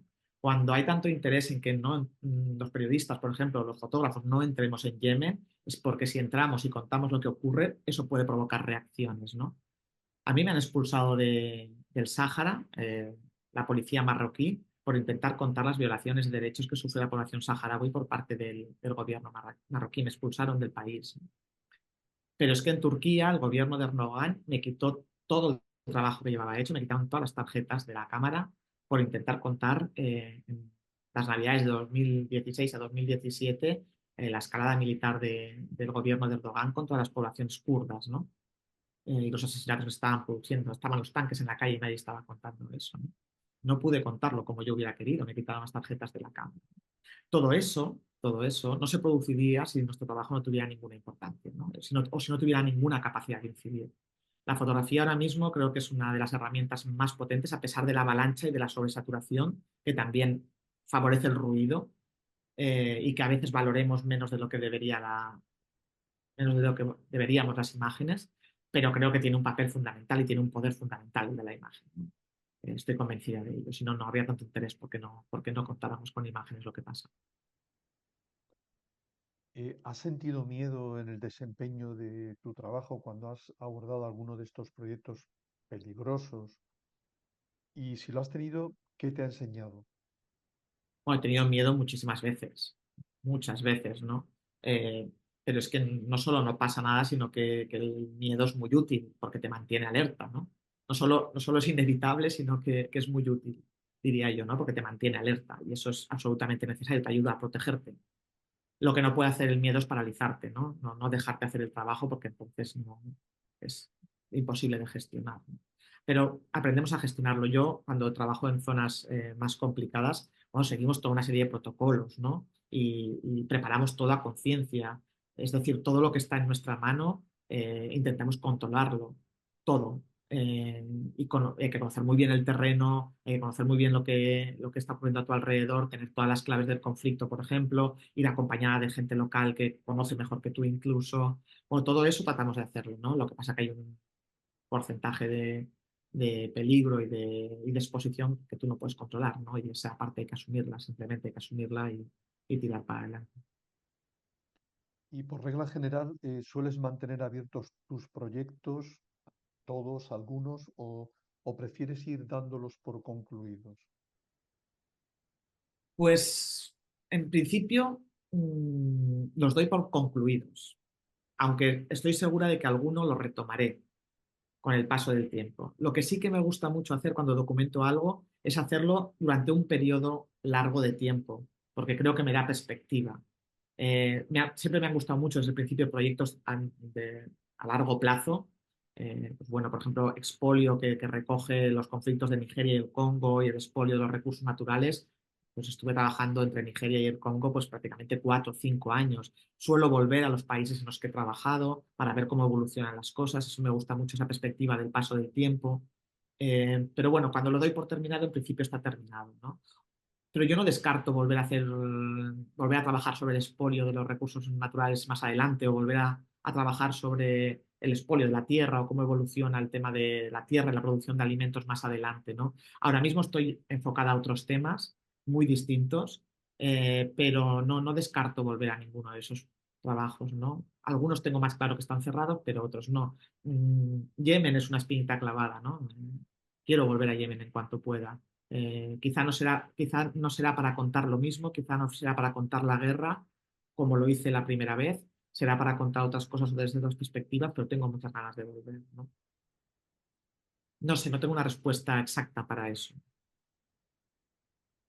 ¿Y cuáles son los elementos esenciales, los imprescindibles que tienes en cuenta a la hora de desarrollar un trabajo, un proyecto fotográfico?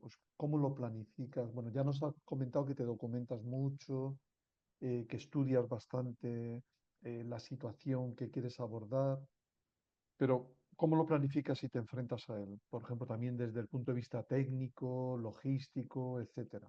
Mm. Bueno, sí, la investigación para mí es la fase primordial. Insisto, porque es una de las fases, además, en las que más me gusta, ¿no? Y no es solo una fase de documentación, es algo que le digo mucho a la gente que en las escuelas de fotografía, cuando tengo que darles alguna charla o alguna clase, me encuentro muy a menudo con que la gente sabe hacer fotografías antes de saber qué quiere contar. Y eso luego se ve mucho, ¿no? O sea, si no sabes qué quieres contar, no puedes coger la cámara ya, ¿no? Primero hay que tener muy claro qué quieres contar y saberlo muy bien y conocer muy bien el tema para poderlo contar. No se puede contar aquello que no se conoce, ¿no? Pero es que además para mí el proceso de investigación no es solo un proceso de lectura y de estudio y de información, es un periodo en el que las imágenes empiezan a, a florecer en mi cabeza. Las imágenes empiezan ya a tomar forma en mi cabeza antes de coger la cámara, ¿no? En ese proceso que puede ser un año, pueden ser meses, a veces comienzo ya a hacer fotografías, pero sigo investigando, pero en esos procesos en el que todavía no he cogido la cámara, yo empiezo a ver imágenes en mi cabeza ya, ¿no? Las imágenes empiezan yo ya sé empiezo a pensar qué tono tiene que tener, cómo van a ser las imágenes, qué parte, qué imágenes quiero hacer y cómo tienen que ser, ya están en mi cabeza. Las imágenes no se hacen con la cámara, se hacen en la cabeza, ¿no? Las haces tú en la cabeza. Así que cuando yo cojo la cámara y quizá voy a un país donde no he estado nunca, ¿no?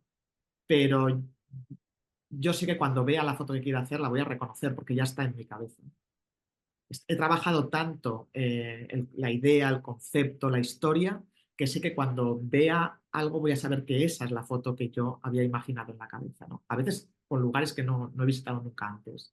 Y de verdad que me ocurre, cuando has hecho bien la fase anterior, llegas al lugar, te dejas llevar un poco y como está todo en tu cabeza, o en mi cabeza funciona así, no sé si le va a funcionar a todo el mundo, como ya está todo en mi cabeza, o sea, pero cuando digo todo, digo la historia, la narrativa, el tono y también las imágenes, o sea, a nivel compositivo, a nivel de luz, ya están en mi cabeza. Cuando lo veo, sé que esa es la foto, ¿no? Y sale como muy rápido. Entonces, por eso insisto tanto en esa fase, porque en realidad yo cuando empiezo a hacer las fotos es en esa fase. Luego ya solo es disparar la cámara, ¿no? Y aplicar la técnica, pero para mí la fotografía es un proceso absolutamente intelectual. Las fotos llegan antes, están hechas antes en mi cabeza, antes de que yo dispare la cámara. Por otro lado, lo de preparar los viajes y todo más es pues una cuestión más de logística, ¿no? A lo que también se aprende a gestionar los contactos y todo eso, pues bueno, es una cuestión más práctica, ¿no? ¿Y cómo ves el papel de la fotografía en, en los circuitos del mundo del arte, el de los museos, el del coleccionismo privado, el de las galerías? ¿Qué opinión tienes al respecto? Pues, bueno, no es una opinión, es la realidad, ¿no? Prácticamente inexistente en nuestro país, ¿no? Ese mercado para la fotografía, ese circuito para la fotografía es prácticamente inexistente. Y fuera de nuestro país existe, pero es muy minoritario con respecto a otras disciplinas artísticas, ¿no? Creo que ahí todavía queda muchísimo por recorrer. Somos la hermana pobre, la hermana pequeña, no lo sé. Pero a todos los niveles, en el circuito artístico, pero también en el periodístico, ¿eh? Porque en el periodístico hemos asistido a los últimos años como la fotografía prácticamente desaparecía de los grandes medios. Hemos visto grandes medios internacionales a los que se les pedía a los fotógrafos y se les daba un iPhone a los reporteros para que hicieran la parte escrita y hicieran una foto con el móvil, ¿no? O sea, el desprecio a la fotografía creo que es general. Pero yo soy bastante optimista en general con todo. Creo que, que la fotografía es imprescindible para la vida, como cualquier otra disciplina artística, pero tanto si me sitúo en la parte más artística como si me sitúo en la parte más periodística, es absolutamente necesaria. Y bueno, igual que cuando hablamos de la crisis de los medios de comunicación, por ejemplo, a mí me preguntaban mucho por la crisis de la fotografía, digo, no, perdón, crisis está en los medios de comunicación y ellos sabrán por qué. La fotografía no estamos en crisis. Sigue habiendo muy buenos fotógrafos y muy buenas fotógrafas y muy buenas fotografías. Están en crisis los medios, ¿no? Pero fíjate que en el fotoperiodismo ha ocurrido una cosa muy curiosa y es que conforme crecía el descrédito de los medios y los medios lo hacían cada vez peor, ha habido un auge de las exposiciones de fotografía, de fotoperiodismo, de fotografía documental y de fotoperiodismo puro y duro. Y mi teoría al respecto es que la gente es consciente de que los medios no les están contando todo lo que ocurre, no se lo están contando como deberían contárselo y buscan directamente a la fuente y quieren ir a ver una expo sobre Yemen, ¿no? Por ejemplo, cuando eso hubiera sido impensable, ¿no? O bueno, yo qué sé, mis fotos del COVID se han expuesto en el Reina Sofía, ¿no? En una exposición que hizo el Reina Sofía eh, durante la pandemia, por ejemplo, ¿no? Bueno, o sea, que vemos como la fotografía está entrando en algunos circuitos en los que era impensable, ¿no? Pero todavía es muy precario todo eso, ¿no? A nivel artístico, la fotografía, toda la fotografía, me da igual cuál, en el mercado del arte, en el circuito del arte es muy minoritario en España. Hay muy pocas galerías que estén dedicadas a la fotografía y, bueno, es la realidad, es lo que hay. Yo espero que mejore, ¿eh? Ya digo que soy optimista, creo que hay que seguir trabajando, explorando todos los medios que tengamos. Hay que Lo importante es hacer el trabajo y luego explotar todos los medios a nuestro alcance para difundirlo, ¿no? Yo ahora he entrado también en el documental más cinematográfico, ¿no? Porque un poco me lo pedía la historia, pero creo que hay que explorar todos. O sea, tenemos una historia que interesa, una historia en la que yo creo, pues vamos a contarla y vamos a producir una exposición, vamos a hacer un cortometraje documental que llega a gente a la que yo como fotógrafa no voy a llegar. El cortometraje se ha podido ver en el Festival de Cine de Málaga y lo ha podido ver gente que no está vinculada a la fotografía, como mucho al cine o como que son espectadores de cine, pero no de fotografía, ¿no? Entonces son canales para llegar a la gente de otra manera, ¿no? Y yo estoy muy interesada ahora también en, pues bueno, en explorar otras vías, ¿no? Las galerías tienen que empezar a sumarse a la fotografía y tenemos que entre todos hacer el esfuerzo para que también entren en esos circuitos, ¿no? Y sobre todo hay una cosa que a mí me apetece mucho últimamente y que la repito mucho y es que tenemos que mezclarnos, los artistas, las diferentes disciplinas artísticas tenemos que mezclarlos más, ¿no? A mí me interesa mucho cuando me invitan por ejemplo, a un festival o a un congreso de cómic, por ejemplo, ¿no? O de ilustradores, que no son mi disciplina, pero de la que yo aprendo muchísimo, ¿no? Y creo que estamos desaprovechando una cantidad de colaboraciones y sinergias que podemos hacer juntos y las estamos desaprovechando, ¿no? Yo ya llevo mucho tiempo colaborando con artistas de otras disciplinas y me apetece muchísimo seguir por ahí, ¿no? Me nutro muchísimo y me gusta mucho esas colaboraciones, ¿no? En el fotolibro de Matia va a haber una colaboración muy especial que no puedo esperar todavía, pero estoy muy volcada en eso, ¿no? En que nos mezclemos, me apetece mucho. ¿Tienes alguna opinión sobre la inteligencia artificial, sobre su posible relación con la fotografía y los escenarios que se puedan abrir fruto de esa relación? Bueno, y a mí ya me revienta un poco llamarle inteligencia artificial, porque es lo absolutamente contrario a la inteligencia, ¿no? No sé por qué a quién se le ocurrió ese nombre, porque me parece un despropósito absoluto que le llamemos así. Pero bueno, le llamamos así, no pasa nada. Pues nuevamente soy relativamente optimista, ¿no? No sé, los móviles iban a acabar con la fotografía y no ha sido así, que la fotografía se democratizara, el digital iba a acabar con la fotografía y no ha sido así, y la inteligencia artificial tampoco va a acabar con la fotografía, porque como digo, las imágenes no las hace una máquina, las imágenes las hacen las mentes, las cabezas pensantes, los sentimientos, y eso no lo tiene lo que llamamos inteligencia artificial, ¿no? Pero voy más allá. La inteligencia artificial no crea a partir de cosas que ya han sido creadas, ¿no? Es decir, va a necesitar materia prima. La inteligencia artificial, tal y como la conocemos ahora mismo, necesita materia prima, ¿no? La inteligencia artificial genera textos a base de textos que alguien ha hecho previamente, ¿no? O imágenes a base de imágenes que alguien ha hecho antes, ¿no? Así que para eso va a ser necesario, ¿no? En el MoMA estuve en Nueva York en septiembre.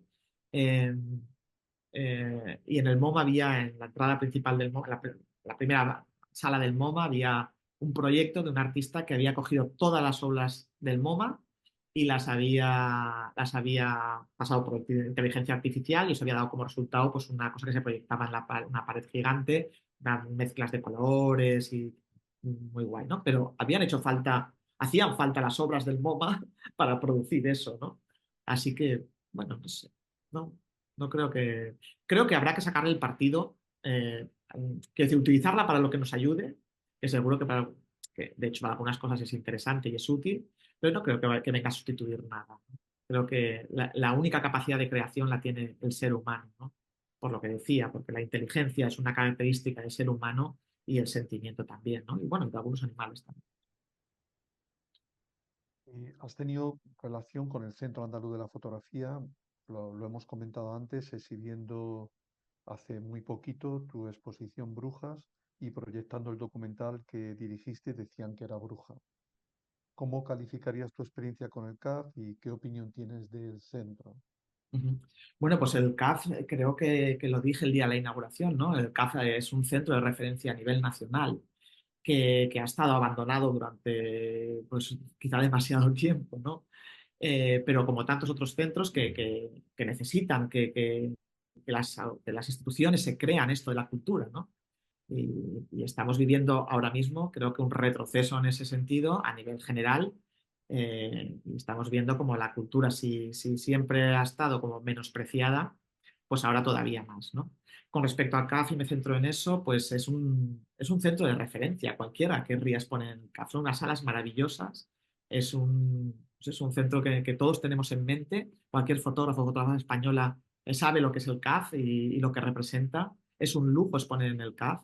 Y lo que hace falta es, pues bueno, pues propuestas interesantes y acercar la fotografía a la gente y que el CAF tenga presupuesto y que el CAF pueda funcionar, ¿no? Y bueno, para mí ha sido todo un honor exponer en el CAF, ¿no? La expo ha funcionado maravillosamente bien, no tengo más que palabras de agradecimiento para todo el personal del CAF que han tratado a la obra y a mí misma de manera exquisita y sobre todo a la cantidad de personas que han pasado a ver la expo, ¿no? Creo que se han batido algunos récords históricos y no puedo estar más agradecida, ¿no? O sea, para mí la experiencia ha sido maravillosa en Almería. ¿Y qué expectativas tienes ante la creación del Centro Nacional de la Fotografía? Pues muchas expectativas, ¿no? Porque creo que solo puede venir a aportar cosas buenas y a sumar, ¿no?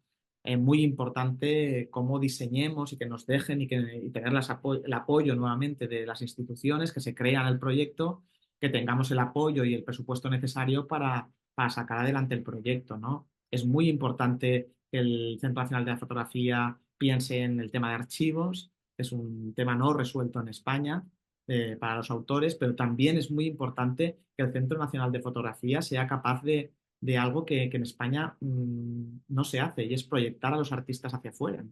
No tenemos ninguna ayuda, ningún canal, ninguna vía para proyectar nuestro trabajo fuera más que el de cogerte la mochila y la soledad y echarte para adelante y ir a explorar y ir a buscarte la vida, ¿no?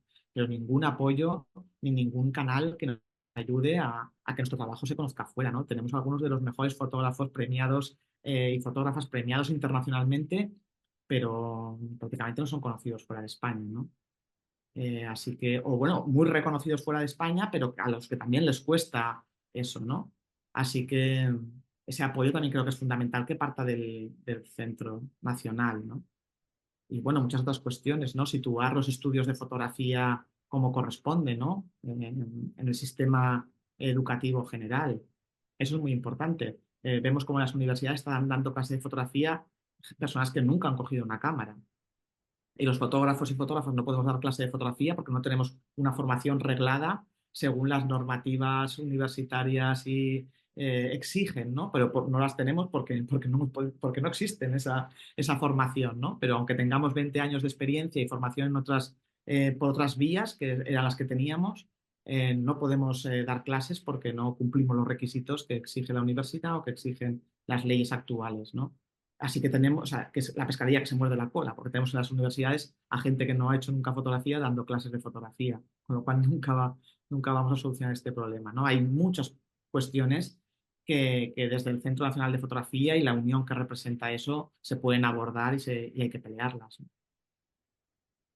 Sobre esto último que estabas comentando, ¿Estarías a favor de la creación de una Escuela Nacional de Fotografía como tiene Francia? ¿O crees más acertado la creación de grados de fotografía en las universidades? Pues fíjate que no tengo tan claro eso porque no tengo tan claro cómo funcionan uno y otro sistema. No tengo elementos para opinar sobre eso. No sé muy bien cómo funciona un centro nacional de educación fotográfica como el que tiene en Francia. Desconozco cómo funciona y sí que conozco cómo funcionan los grados en la universidad, pero no sé qué puede resultar mejor porque no los conozco en profundidad como para poder opinar de eso, ¿no? En cualquier caso, todo lo que haga mejorar la formación fotográfica, darle la relevancia que tiene cualquier otra disciplina o cualquier otro conocimiento, me parece importantísimo, ¿no? Situar la fotografía a nivel universitario, pues me parece importantísimo. ¿En qué proyecto fotográfico personal trabajas en la actualidad? ¿Hay algún proyecto que desearías realizar que ya lo has podido imaginar, pero que no puedes hacer aún, bien por falta de tiempo o de recursos necesarios? Sí, tengo un montón de proyectos en la cabeza que quiero hacer y que, bueno, a veces tengo que sujetarme para decir, bueno, uno detrás de otro, porque esto requiere tiempo, ¿no? Pero ya me apetecería, cuando me viene algo a la cabeza, y me apetecería ponerme enseguida, ¿no? Tengo también esa parte un poco impulsiva. Estoy trabajando en un proyecto nuevo que no os puedo contar mucho todavía porque está en una fase muy inicial. Un proyecto que me va a llevar a... Es un viaje, esta vez fuera de España, es un viaje físico, geográfico, pero también una historia muy potente que entremezcla un poco como brujas el pasado y el presente.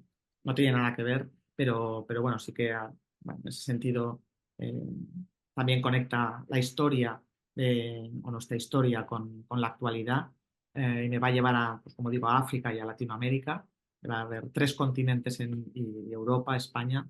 Va a haber tres continentes en este proyecto, pero no os puedo avanzar mucho, estoy en una fase muy inicial, ¿no? Prefiero no contar demasiado, ¿no? Pero bueno, en cualquier caso, un proyecto que la idea es que pueda ver la luz pues en un año, ¿no? Llevo ya un año trabajando en él y pues más o menos por estas fechas, un poco más hacia el verano del año que viene, yo creo espero que vea la luz. ¿Y hay algún aspecto de la fotografía, de lo que rodea la fotografía incluso, que no te guste? ¿Qué cambiarías de ella si pudieras? ¿Hay algún defecto? Pues no se me ocurre, la verdad. No se me ocurre.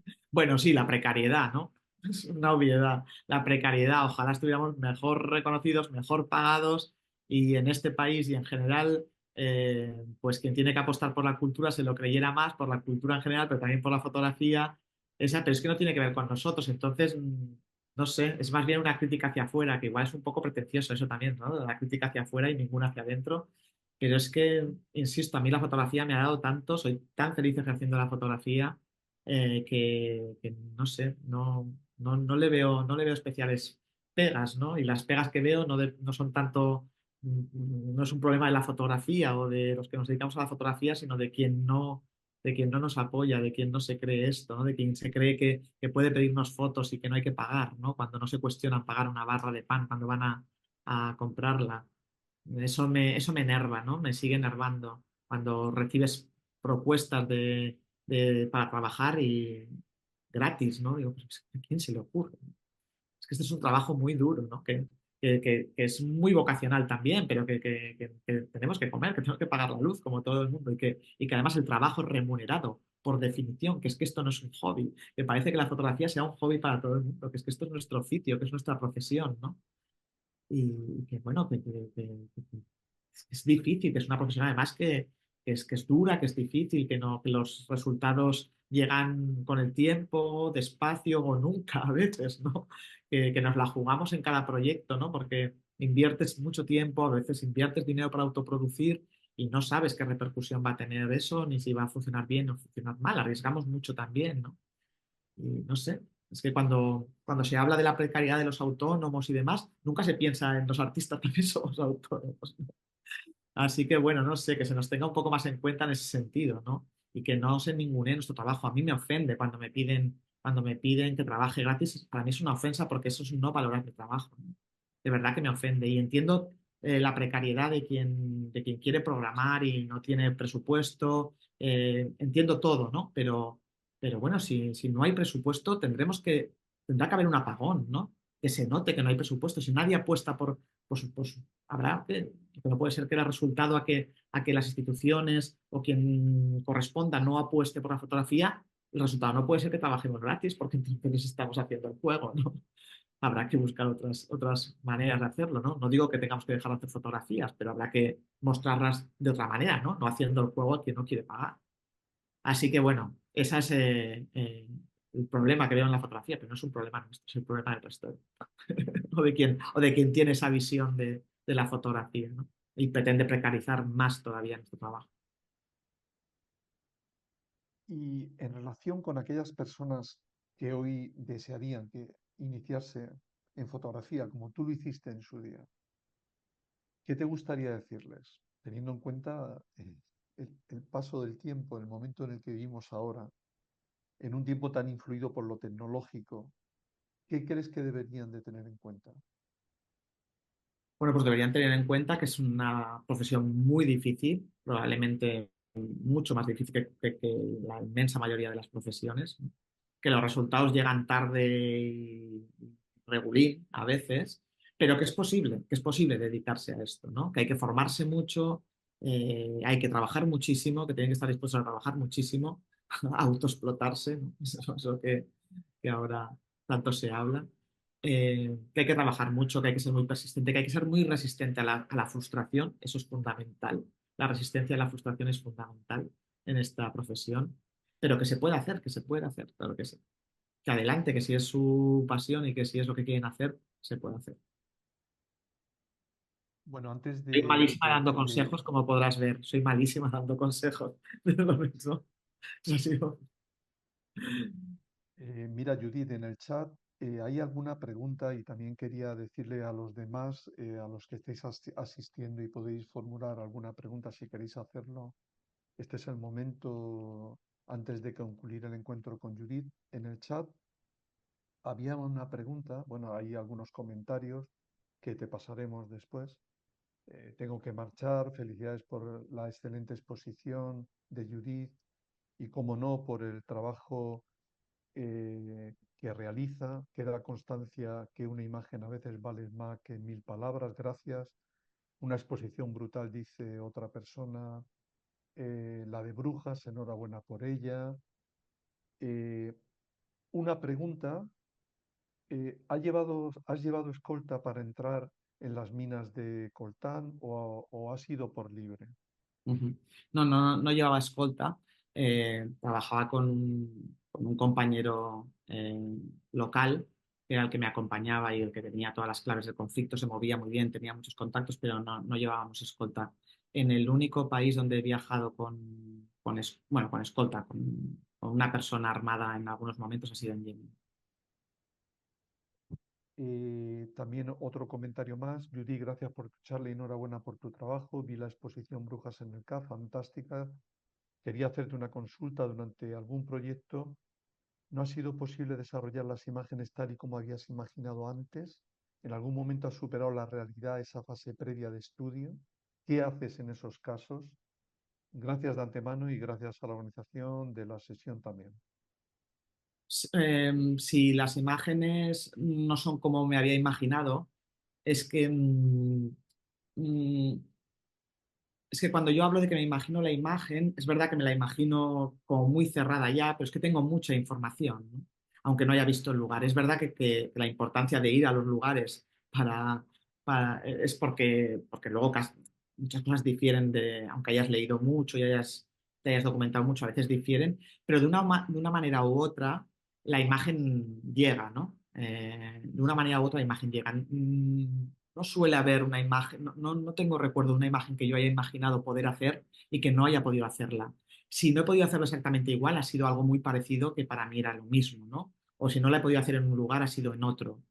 He vuelto a lugares a veces lejanos y remotos solo por una foto, solo porque en mi cabeza hay una foto y me ha pasado ahora con un viaje a África, nada menos, o sea, no aquí en los Pirineos que lo tenía al lado, me pasa ahora con el proyecto nuevo, que tengo una fotografía en mente que no pude hacer y que para mí es fundamental para el relato y voy a volver, no haré solo esa fotografía, haré otras, pero en realidad el viaje va a ser por una fotografía que tengo que hacer y que en un lugar determinado porque creo que es muy esencial para el relato en general.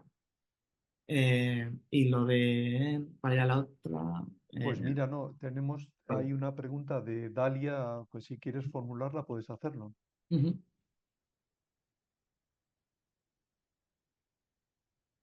Eh, Hola, ¿se me adelante, escucha? adelante. sí, Sí, Eh, en primer lugar, decirte que la presentación ha sido muy interesante, que muchas gracias y que es muy bonito tu trabajo. gracias, Dalia. Eh, Me gustaría preguntarte sobre los cine documentales que hiciste. Ujú. Eh, Al ser tú la directora, ¿cómo te has sentido haciéndolos en ese preciso momento? Ujú. Mira, yo no he estudiado cine, o sea, no, y el cine es complicadísimo, ¿no? Pero hay una cosa que creo que es lo que me sale más natural y es la capacidad de narración, ¿no? Que esa, bueno, todos tenemos puntos fuertes y puntos débiles, ¿no? A mí el tema de la narración, o sea, la estructura de la historia y de la narración enseguida me viene a la cabeza y eso sirve para cualquier tipo de narración, ¿no? Y para el cine también. Entonces yo tenía muy claro, de hecho estaba trabajando ya a nivel fotográfico con Brujas, aunque tenía claro que el documental no podía ser una réplica en movimiento de lo que iba a ser la exposición fotográfica, de hecho no tiene nada que ver. Bueno, tiene que ver sí el tema central, pero luego no, veréis que cuando podáis verlo no, veréis que no es lo mismo ni de lejos. Pero en el cine lo que tiene el cine es que tienes que rodearte de muchísima gente, ¿no? Así que es un equipo y yo no tenía presupuesto para tener un equipo muy grande, pero sí que tenía un equipo importante, ¿no? Y de hecho conté, por ejemplo, con Carmen Molina como directora de fotografía, ¿no? Algo que yo podía hacer, o sea, soy fotógrafa, pero que si yo estaba dirigiendo, tengo muy claro que no puedo estar pendiente, no puedo estar rodando, no puedo estar pensando en la fotografía, no puedo estar pensando en el sonido, ¿no? El cine, por muy pequeño que sea el proyecto, tiene que haber un equipo importante porque si no es muy difícil sacarlo adelante. Pero me he sentido muy bien dirigiendo Brujas, ¿no? Y es algo que también voy a hacer en mi próximo proyecto si consigo la financiación, porque el cine es carísimo, precisamente porque hace falta equipo. La idea es también, con mi próximo proyecto, adentrarme, que haya una parte cinematográfica del proyecto, pero esta vez no las voy a hacer a la vez, ¿no? Porque ha sido muy difícil en Brujas. Hay una parte que se solaparon, la parte fotográfica y la parte del documental, y fue durísimo trabajar así. Y con el próximo proyecto no lo voy a hacer así. Estoy terminando la parte fotográfica o la termino a final de año y el documental cinematográfico, si consigo sacarlo adelante, será en otro momento, será posterior y será con los tiempos del cine. Eso es algo que he aprendido en este camino, ¿no? El cine requiere otros tiempos y requiere otra dimensión. hay una última pregunta a través del chat de Miguel, Miguel Malato. Dice, ¿cómo es la selección final de las fotos? Porque Ujú. imagino que has mostrado una mínima parte de tu trabajo. Y me parece muy interesante esta pregunta, es decir, Sí. ¿cómo es ese proceso de selección final? Si es un proceso que abordas en solitario o acompañado por alguien, eh, ¿cómo háblanos un poco de esto? Bueno, el tema de la edición es que además es fundamental, porque normalmente los fotógrafos somos pésimos editores de nuestro propio trabajo, ¿no? Así que yo los últimos años trabajo con editores y con editoras, ¿no? Que son de confianza, con los que yo me siento en sintonía, pero trabajo con editores y editoras porque me da seguridad y creo que salen mejor las cosas, ¿no? Y empecé con Matria en la exposición, la editora fue María Mann, y en el libro, en el fotolibro de Matria, el editor fue Chema Conesa, y en Brujas he vuelto a trabajar con Chema Conesa para la edición, ¿no? Es verdad que coincidimos bastante, bueno, que la edición que él haría y la que haría yo son parecidas, pero a mí me da seguridad y hay cosas que yo no veo y que alguien desde fuera, alguien que su oficio y su profesión es la de editor, obviamente suple muchas carencias que yo tengo a ese nivel, ¿no? También de proximidad con el trabajo. No siempre se puede contar con un editor, claro está, ¿no? Pero bueno, pero es lo ideal, que cada uno hagamos lo que sabemos hacer. Pues llegamos al final de este encuentro con Judy Prat, a quien le volvemos a agradecer su presencia, sus palabras y el tiempo que ha compartido con nosotros. Este diálogo que hemos mantenido nos ha permitido conocerla un poco mejor y acercarnos de manera más precisa a su obra y trayectoria. Asimismo, agradecerles a todos los participantes su asistencia, tanto a los que lo han hecho inscribiéndose en la actividad como a los que la han seguido a través del canal de YouTube de la universidad. A todos les emplazamos a un nuevo encuentro con otra destacada representante de la comunidad fotográfica, concretamente con la fotógrafa Sandra Balcells, previsto para el próximo día 23 de mayo y a través de esta misma plataforma. Muchas gracias, Judith, y hasta siempre. Gracias. Judy, gracias, un placer de nuevo. Gracias. Muchas gracias. Muchas gracias.